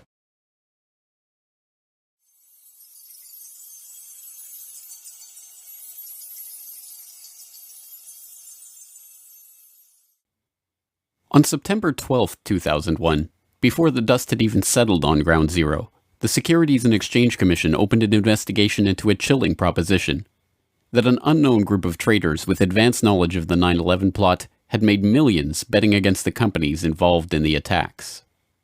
What many Wall Street analysts believe is that the terrorists made bets that a number of stocks would see their prices fall. They did so by buying what are called puts. If you bet right, the rewards can be huge. The risks are also huge, unless, of course, you know something bad is going to happen to the company you're betting against. This could very well be insider trading at the worst, most horrific, most evil use you've ever seen in your entire life. One example, United Airlines. The Thursday before the attack, more than 2,000 contracts betting that the stock would go down were purchased. 90 times more in one day than in 3 weeks. When the markets reopened, United stock dropped. The price of the contracts soared, and someone may have made a lot of money fast. $180,000 turns into $2.4 million when that plane hits the World Trade Center. It's almost the same story with American Airlines. That's a 5-fold increase in the value of what was a $337,000 trade on Monday. All of a sudden becomes what? $1.8 million. And there's much more, including an extraordinarily high number of bets against Morgan Stanley and Marsh & McLennan, 2 of the World Trade Center's biggest tenants. Could this be a coincidence? This would be one of the most extraordinary coincidences in the history of mankind if it was a coincidence. Although the put options on American and United Airlines are usually cited in reference to the 9/11 insider trading, these trades only represent a fraction of the suspicious trades leading up to the attack. Between August 20th and September 10th, abnormally large spikes in put option activity appeared in trades involving dozens of different companies whose stocks plunged after the attack, including Boeing, Merrill Lynch, JP Morgan, Citigroup, Bank of America, Morgan Stanley, Munich Re, and the AXA Group. Traders weren't just betting against the companies whose stocks dove after 9/11, however. There was also a 6-fold increase in call options on the stock of defense contractor Raytheon on the day before 9/11.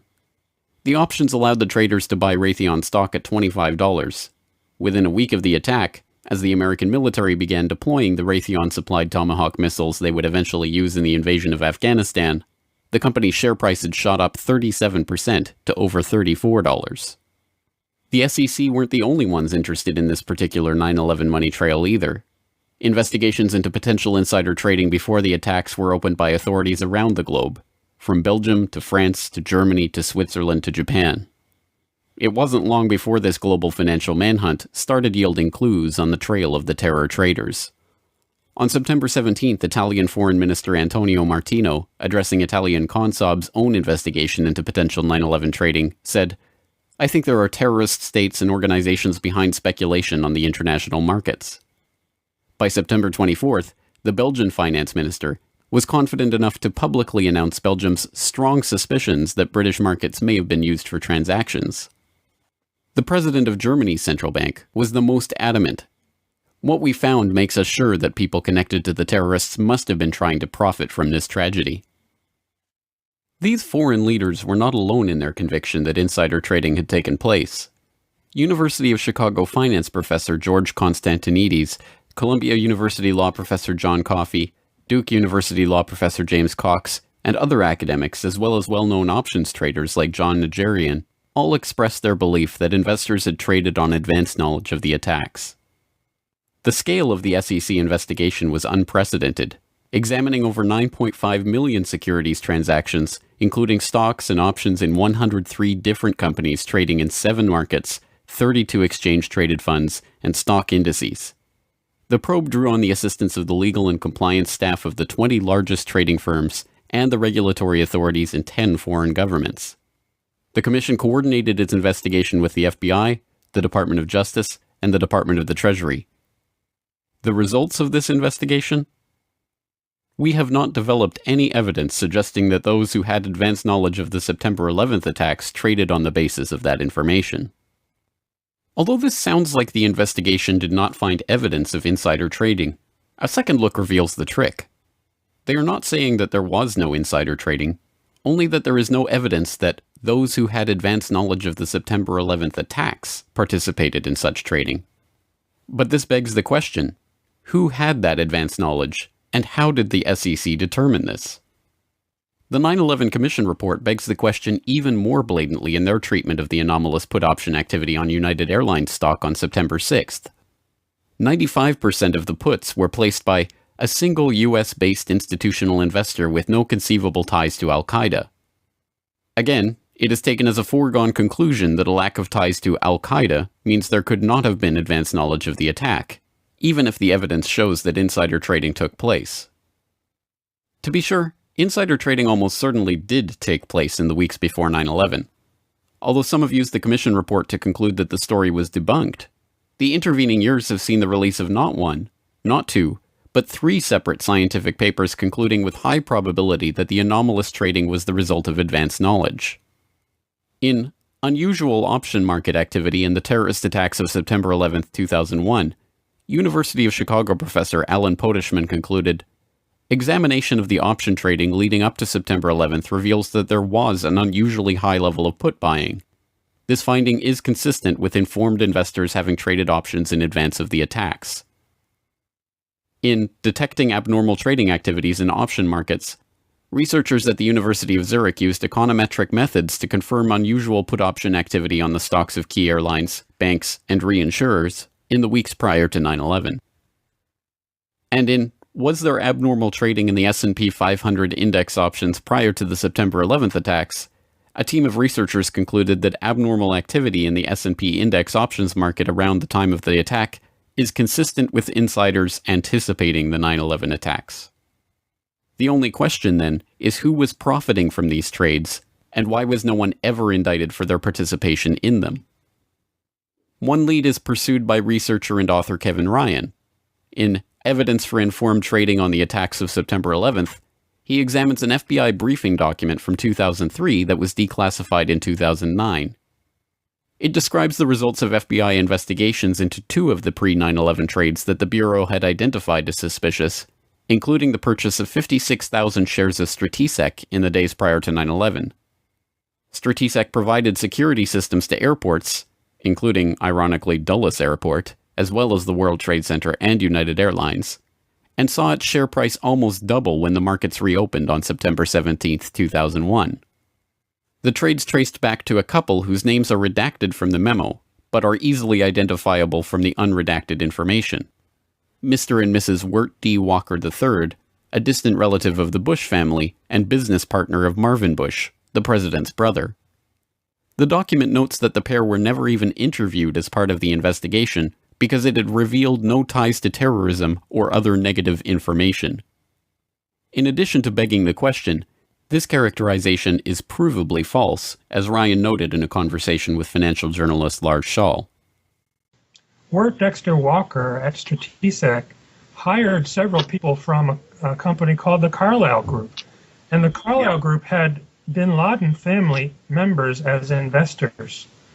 Also, Wirt Walker's fellow director, James Abrahamson, was a close business associate of a man named Mansour Ijaz, a Pakistani businessman. And Mansour Ijaz claimed to be able to contact Osama bin Laden on multiple occasions. So there does seem to be some circumstantial evidence indicating that these people were connected to Al-Qaeda, at least to the point where we should investigate. And isn't it true that also some members of the bin Laden family were actually in Washington at a gathering of the Carlyle Group on 9/11? That's true.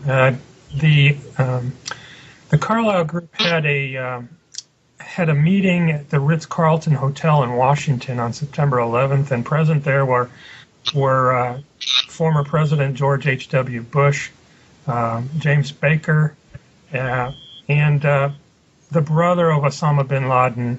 I believe his name was Salem. I can't recall his exact name.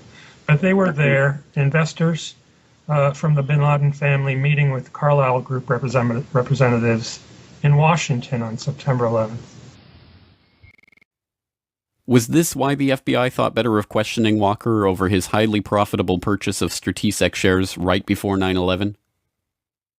The CIA figures prominently in another line of investigation. One suspicious United Airlines put option purchase that was investigated by the FBI involved a 2,500 contract order for puts in the days before 9/11. Instead of processing the purchase through United Airlines Home Exchange, the Chicago Board of Options Exchange, the order was split into 500 contract chunks and run through 5 different options exchanges simultaneously.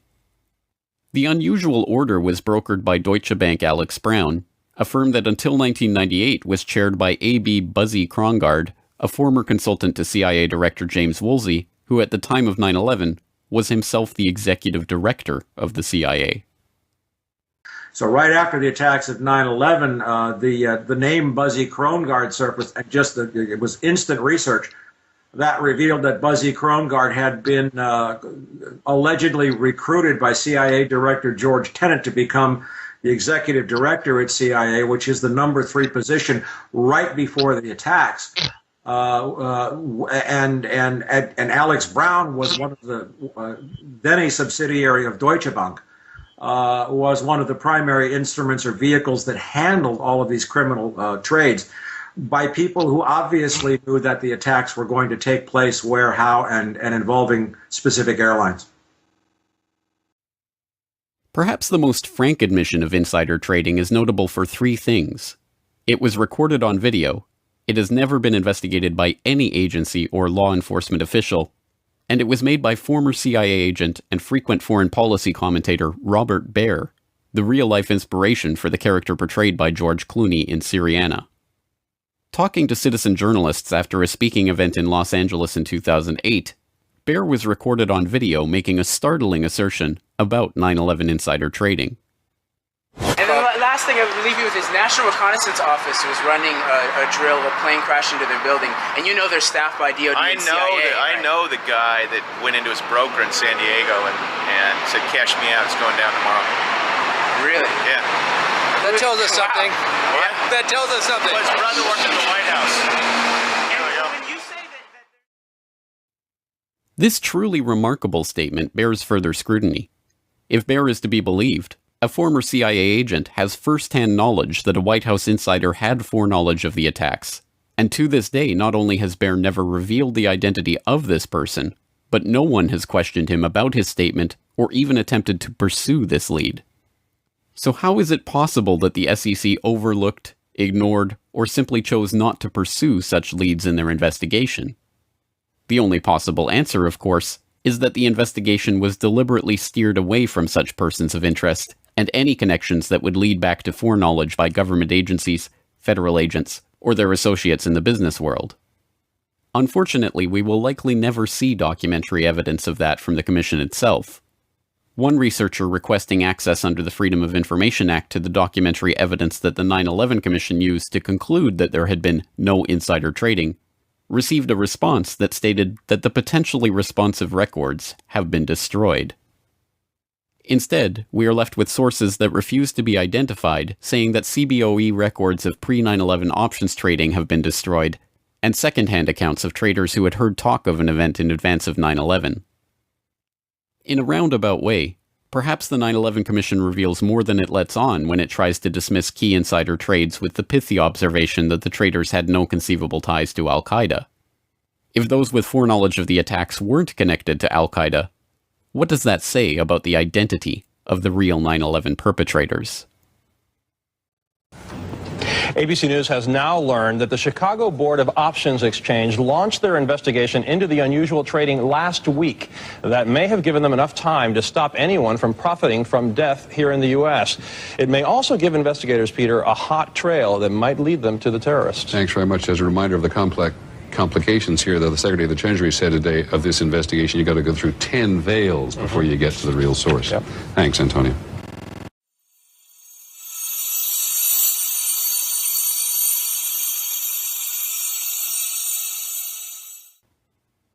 P-Tech was a Quincy, Massachusetts-based company specializing in enterprise architecture software, a type of powerful computer modeling program that allows large-scale organizations to map their systems and employees and to monitor them in real time. The person running this software has a god's eye view of processes, personnel, and transactions, and even the ability to use this data to foresee problems before they happen and to intervene to stop them from happening. As a senior consultant working on risk management for JP Morgan at the time of 9/11, Indira Singh was looking for exactly this type of software to implement the bank's next-generation risk blueprint. In her search for the ultimate risk management software, P-Tech's name was floated as the best candidate for the task. I had a good life. I did risk at JP Morgan Chase. Just to take a break from all the heavy stuff, what I do was to devise a way to monitor everything going on in a very large company to stop big problems from happening. There's that little cloud there and my very bizarre picture of how I think about this problem. I am a person who was merging two disciplines, risk management and something called enterprise architecture, which is fairly esoteric, but at the end of the day, we seek to prevent large problems from happening anywhere in a large global enterprise. At JP Morgan, I was working on the next generation risk blueprint, which is all about how to prevent these things from happening. Bad business practice, such as money laundering, road trading, and massive computer failures, anything you could imagine would go wrong. I had a lot of leeway consulting as a senior risk architect to think out of the box and actually get my ideas implemented. I was funded out of a strategic fund. I reported to the directors, and I was pretty happy. JP Morgan thought very highly of me, and they were thinking of funding, in conjunction with my project in DC, the next generation risk software. What I needed to do, what I did, was a really smart piece of software. Really, really smart. Its job would be to think about all the information, and this is where you may connect a dot. The job of this software would be to think about all the information that represented what was going on in the enterprise at any given time as bank business was being transacted worldwide. For example, it would be a surveillance software that would look for trading patterns that indicated someone was up to no good, and then do something about it. Send a message somewhere, send the transaction information somewhere, perhaps shut their system down, perhaps shut another system down, perhaps start something else up elsewhere. This kind of capability is very, very essential in today's world.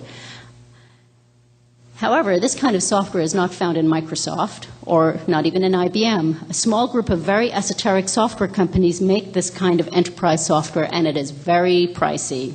So you can't afford to pick wrong. And I asked all my colleagues who are industry gurus what would they recommend for this. My buddies recommended P-Tech. Indeed, it's not difficult to see why P-TECH came so highly recommended. Given the nature of this sensitive risk management work, only a company with experience delivering software to large-scale organizations with secrets to protect would fit the bill, and in this regard P-TECH did not disappoint. Their client roster included a veritable who's who of top-level corporate and governmental clients: the FBI, the IRS, NATO, the Air Force, the Naval Air Command, the Departments of Energy and Education, the Postal Service, the U.S. House of Representatives, the Department of Defense, the Secret Service, even the White House.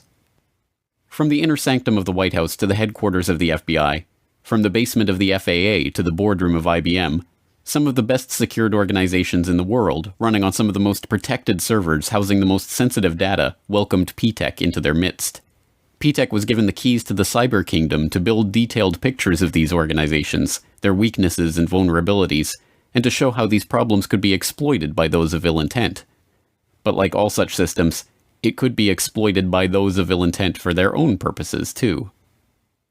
Given the nature of the information and secrets being kept by its clients, it should come as no surprise that many of P-TECH's top investors and employees were men with backgrounds that should have been raising red flags at all levels of the government. And as it turns out, at least one of these men did raise red flags with a pair of diligent FBI field agents. In the late 1990s, Robert Wright and John Vincent, FBI special agents in the Chicago field office, were running an investigation into terrorist financing called vulgar betrayal. From the very start, the investigation was hampered by higher-ups.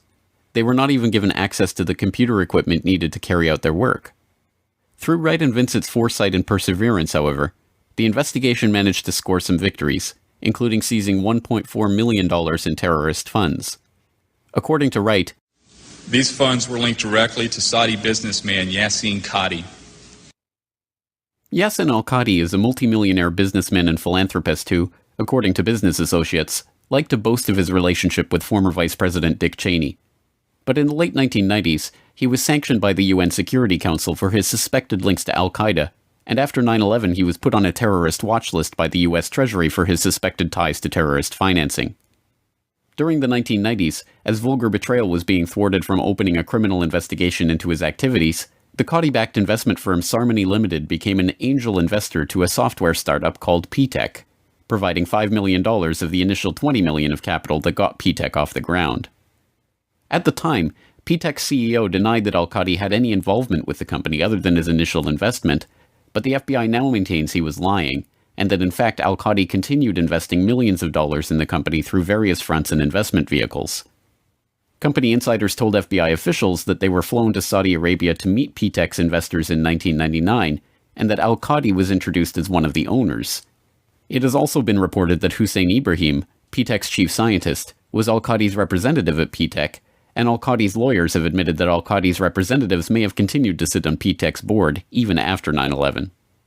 Ibrahim himself was a former president of BMI, a New Jersey-based real estate investment firm that was also one of the initial investors in P-TECH and provided financing for P-TECH's founding loan. P-TECH leased office space and computer equipment from BMI, and BMI shared office space in New Jersey with Qadi International, owned and operated by none other than Yassin al-Qadi. In 2003, counterterrorism czar Richard Clarke said, BMI held itself out publicly as a financial services provider for Muslims in the United States. Its investor list suggests the possibility this facade was just a cover to conceal terrorist support. Suhail Lahir was P-TECH's chief architect. When he wasn't writing the software that would provide P-TECH with detailed operational blueprints of the most sensitive agencies in the US government, he was writing articles in praise of Islamic holy war. He was also fond of quoting Abdullah Azzam, Osama bin Laden's mentor and the head of Maktab al-Qidmat, which was the precursor to al-Qaeda. That such an unlikely cast of characters were given access to some of the most sensitive agencies in the US federal government is startling enough. That they were operating software that allowed them to map, analyze, and access every process and operation within these agencies for the purpose of finding systemic weak points is equally startling. Most disturbing of all, though, is the connection between P-TECH and the very agencies that so remarkably failed in their duty to protect the American public on September 11, 2001.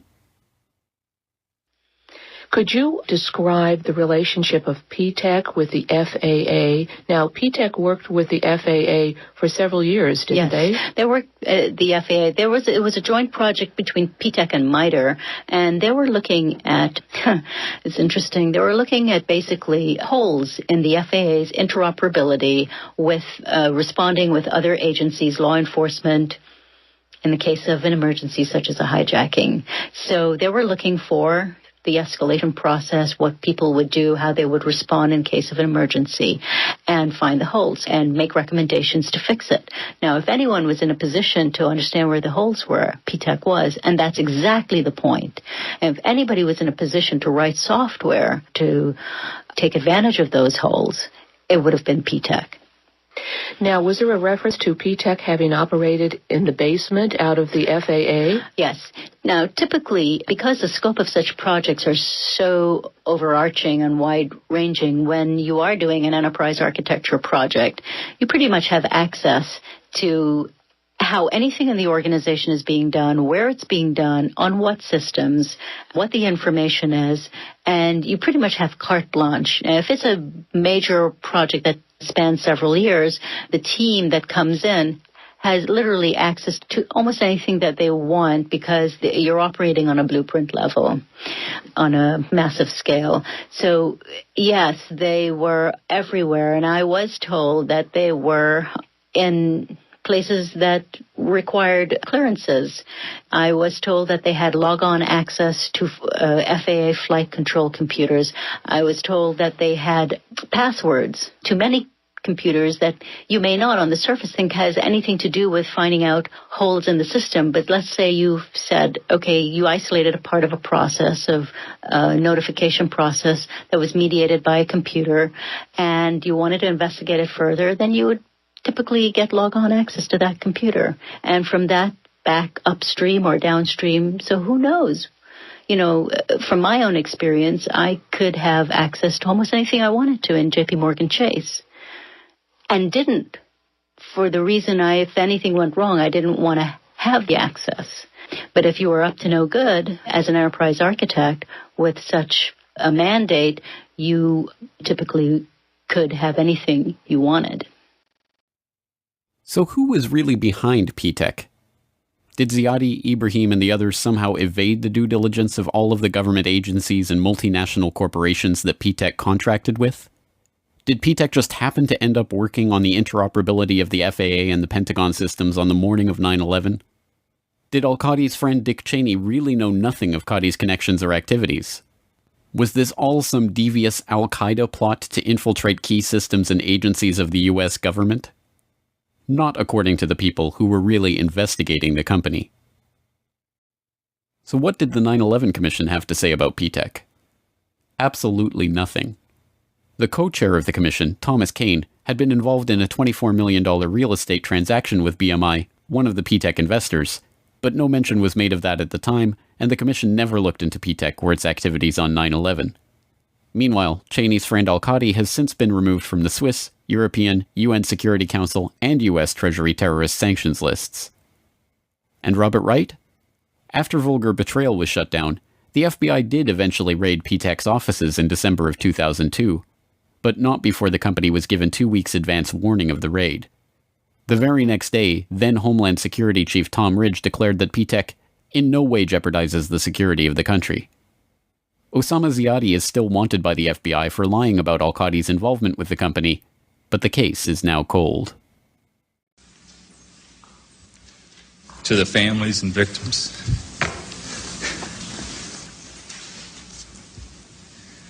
of September 11th, on behalf of John Vincent, Barry Carmody, and myself, we're sorry.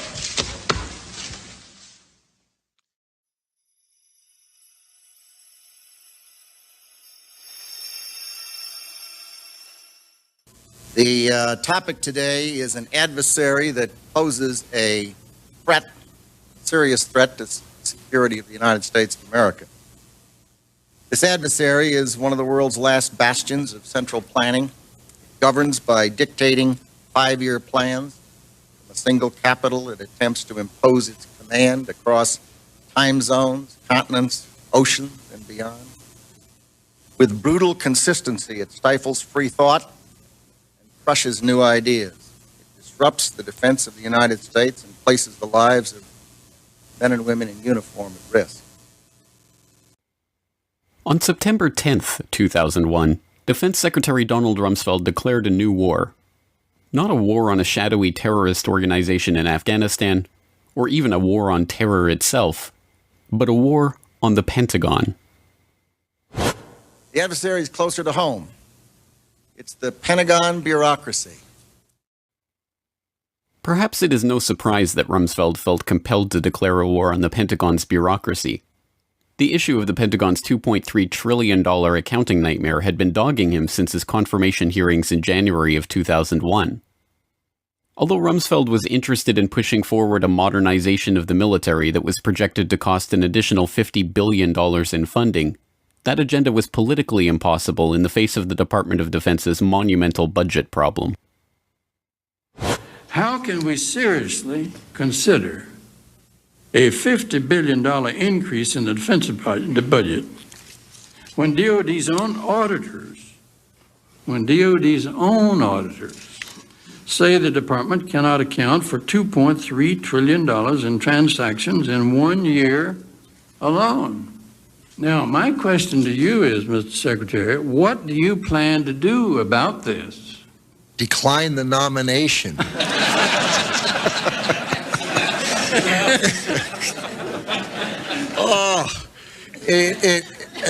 Senator, I have heard... I don't want to see you do that. We'll stand adjourned in that case.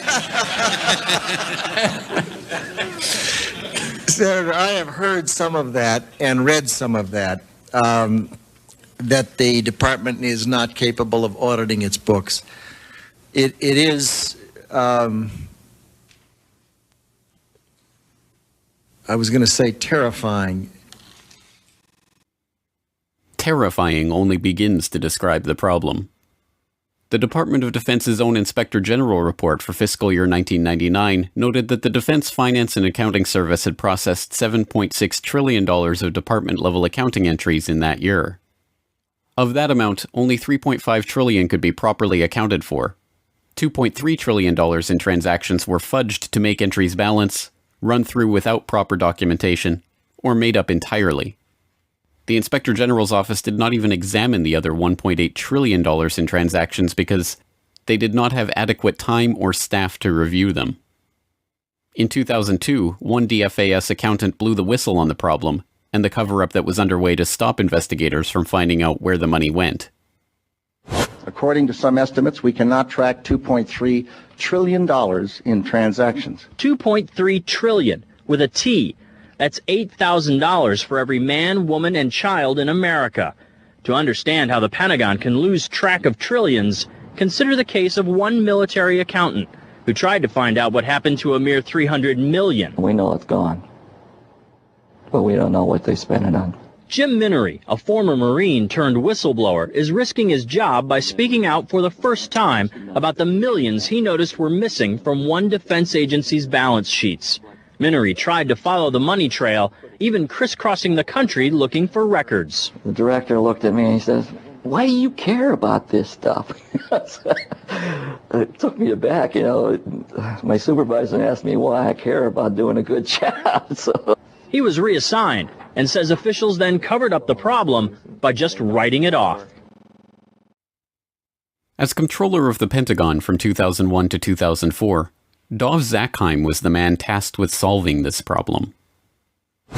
There are all kinds of long-standing rules and regulations about what you can do and what you can't do. I know Dr. Zakheim's been trying to hire CPAs because the financial systems of the department are so snarled up that we can't account for some $2.6 trillion in transactions that exist, if that's believable.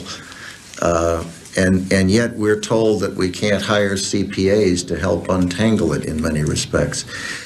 Mr. Secretary, the first time and the last time that Dov Zakheim and I broke bread together, he told me he'd have a handle on that $2.6 trillion by now, but we'll discuss that a little.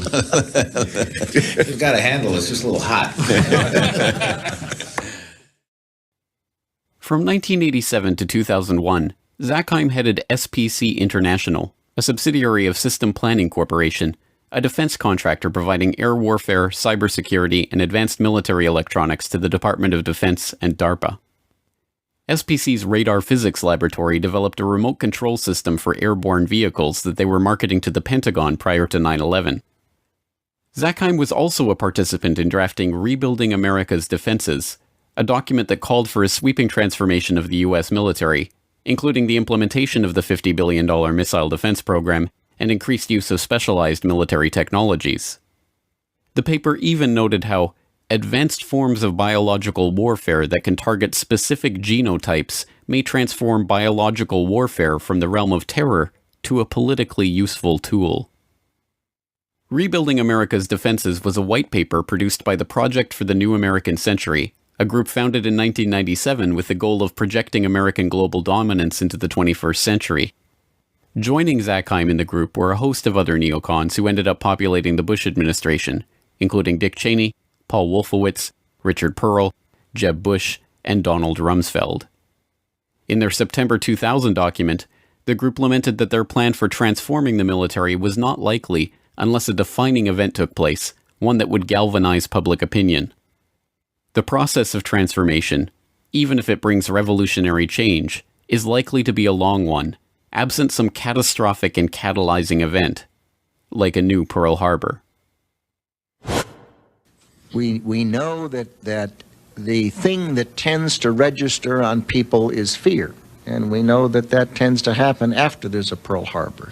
It tends to happen after there's a crisis. And that's too late for us. We've got to be smarter than that. We've got to be wiser than that. We have to be more forward-looking. There's a wonderful book on Pearl Harbor by Roberta Wohlstetter and a foreword by Dr. Schelling that talks about this problem of seeing things happen and not integrating them in your mind and saying, yes, we need to be doing something about that now. That I reread periodically because it's so important. And on 9/11/2001, America received its new Pearl Harbor. The attack on the Pentagon struck Wedge 1 on the west side of the building.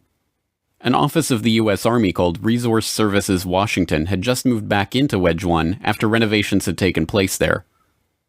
The office was staffed with 45 accountants, bookkeepers, and budget analysts. 34 of them were killed in the attack.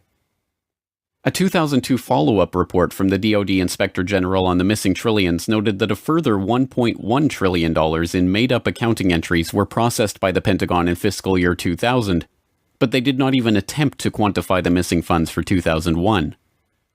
The Secretary of the Army, Thomas White, later explained they were unable to produce a financial report for 2001 at all, due to the loss of financial management personnel sustained during the September 11th terrorist attack. Before becoming Secretary of the Army, Thomas White was a senior executive at Enron.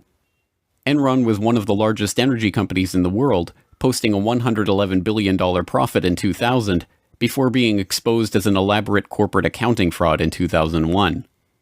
The SEC, which investigated the Enron scandal, occupied the 11th to 13th floors in World Trade Center Building 7, and their offices were destroyed on 9/11, destroying 3,000 to 4,000 documents on active investigations in the process. Perhaps unsurprisingly, Rumsfeld's war on the Pentagon's bureaucracy did not yield the results he promised.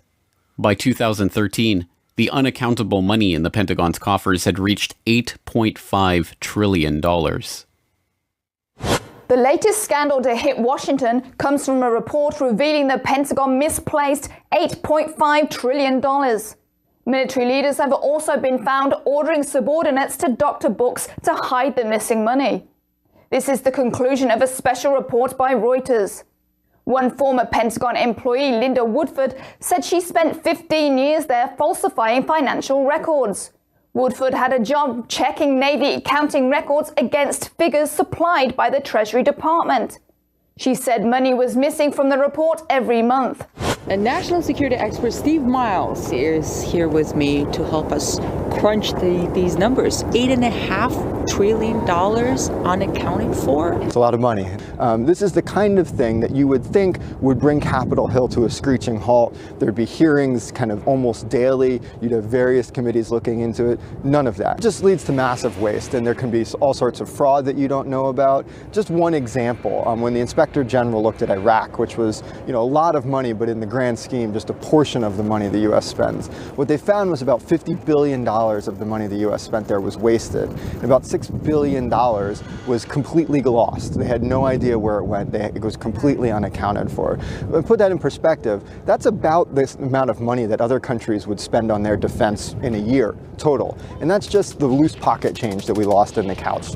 One thing I found very interesting in this report is that the Pentagon apparently uses a standard operating procedure to enter false numbers or so-called plugs to cover lost or missing information in their accounting in order to submit a balanced budget to the Treasury. So they can write in everything. I mean, that's probably the most shocking part of this, is that they get to the end of the day and they say, oh, there's money missing. What do we do? Well, we'll just put a number in there that says it's there, and we'll sort it out later. I mean, again, this is the type of operating practice that if you did it in your own business, if you tried to do it with your own taxes for the government, they'd haul you off to jail. But then, given that the trillions have never been accounted for, and given that American defense spending soared to record levels after the attack, perhaps Rumsfeld's war on the Pentagon, the one he announced on September 10th, was successful after all. And perhaps September 11th was the key battle in that war. Some might ask, how in the world could the Secretary of Defense attack the Pentagon in front of its people? To them I reply, I have no desire to attack the Pentagon. I want to liberate it.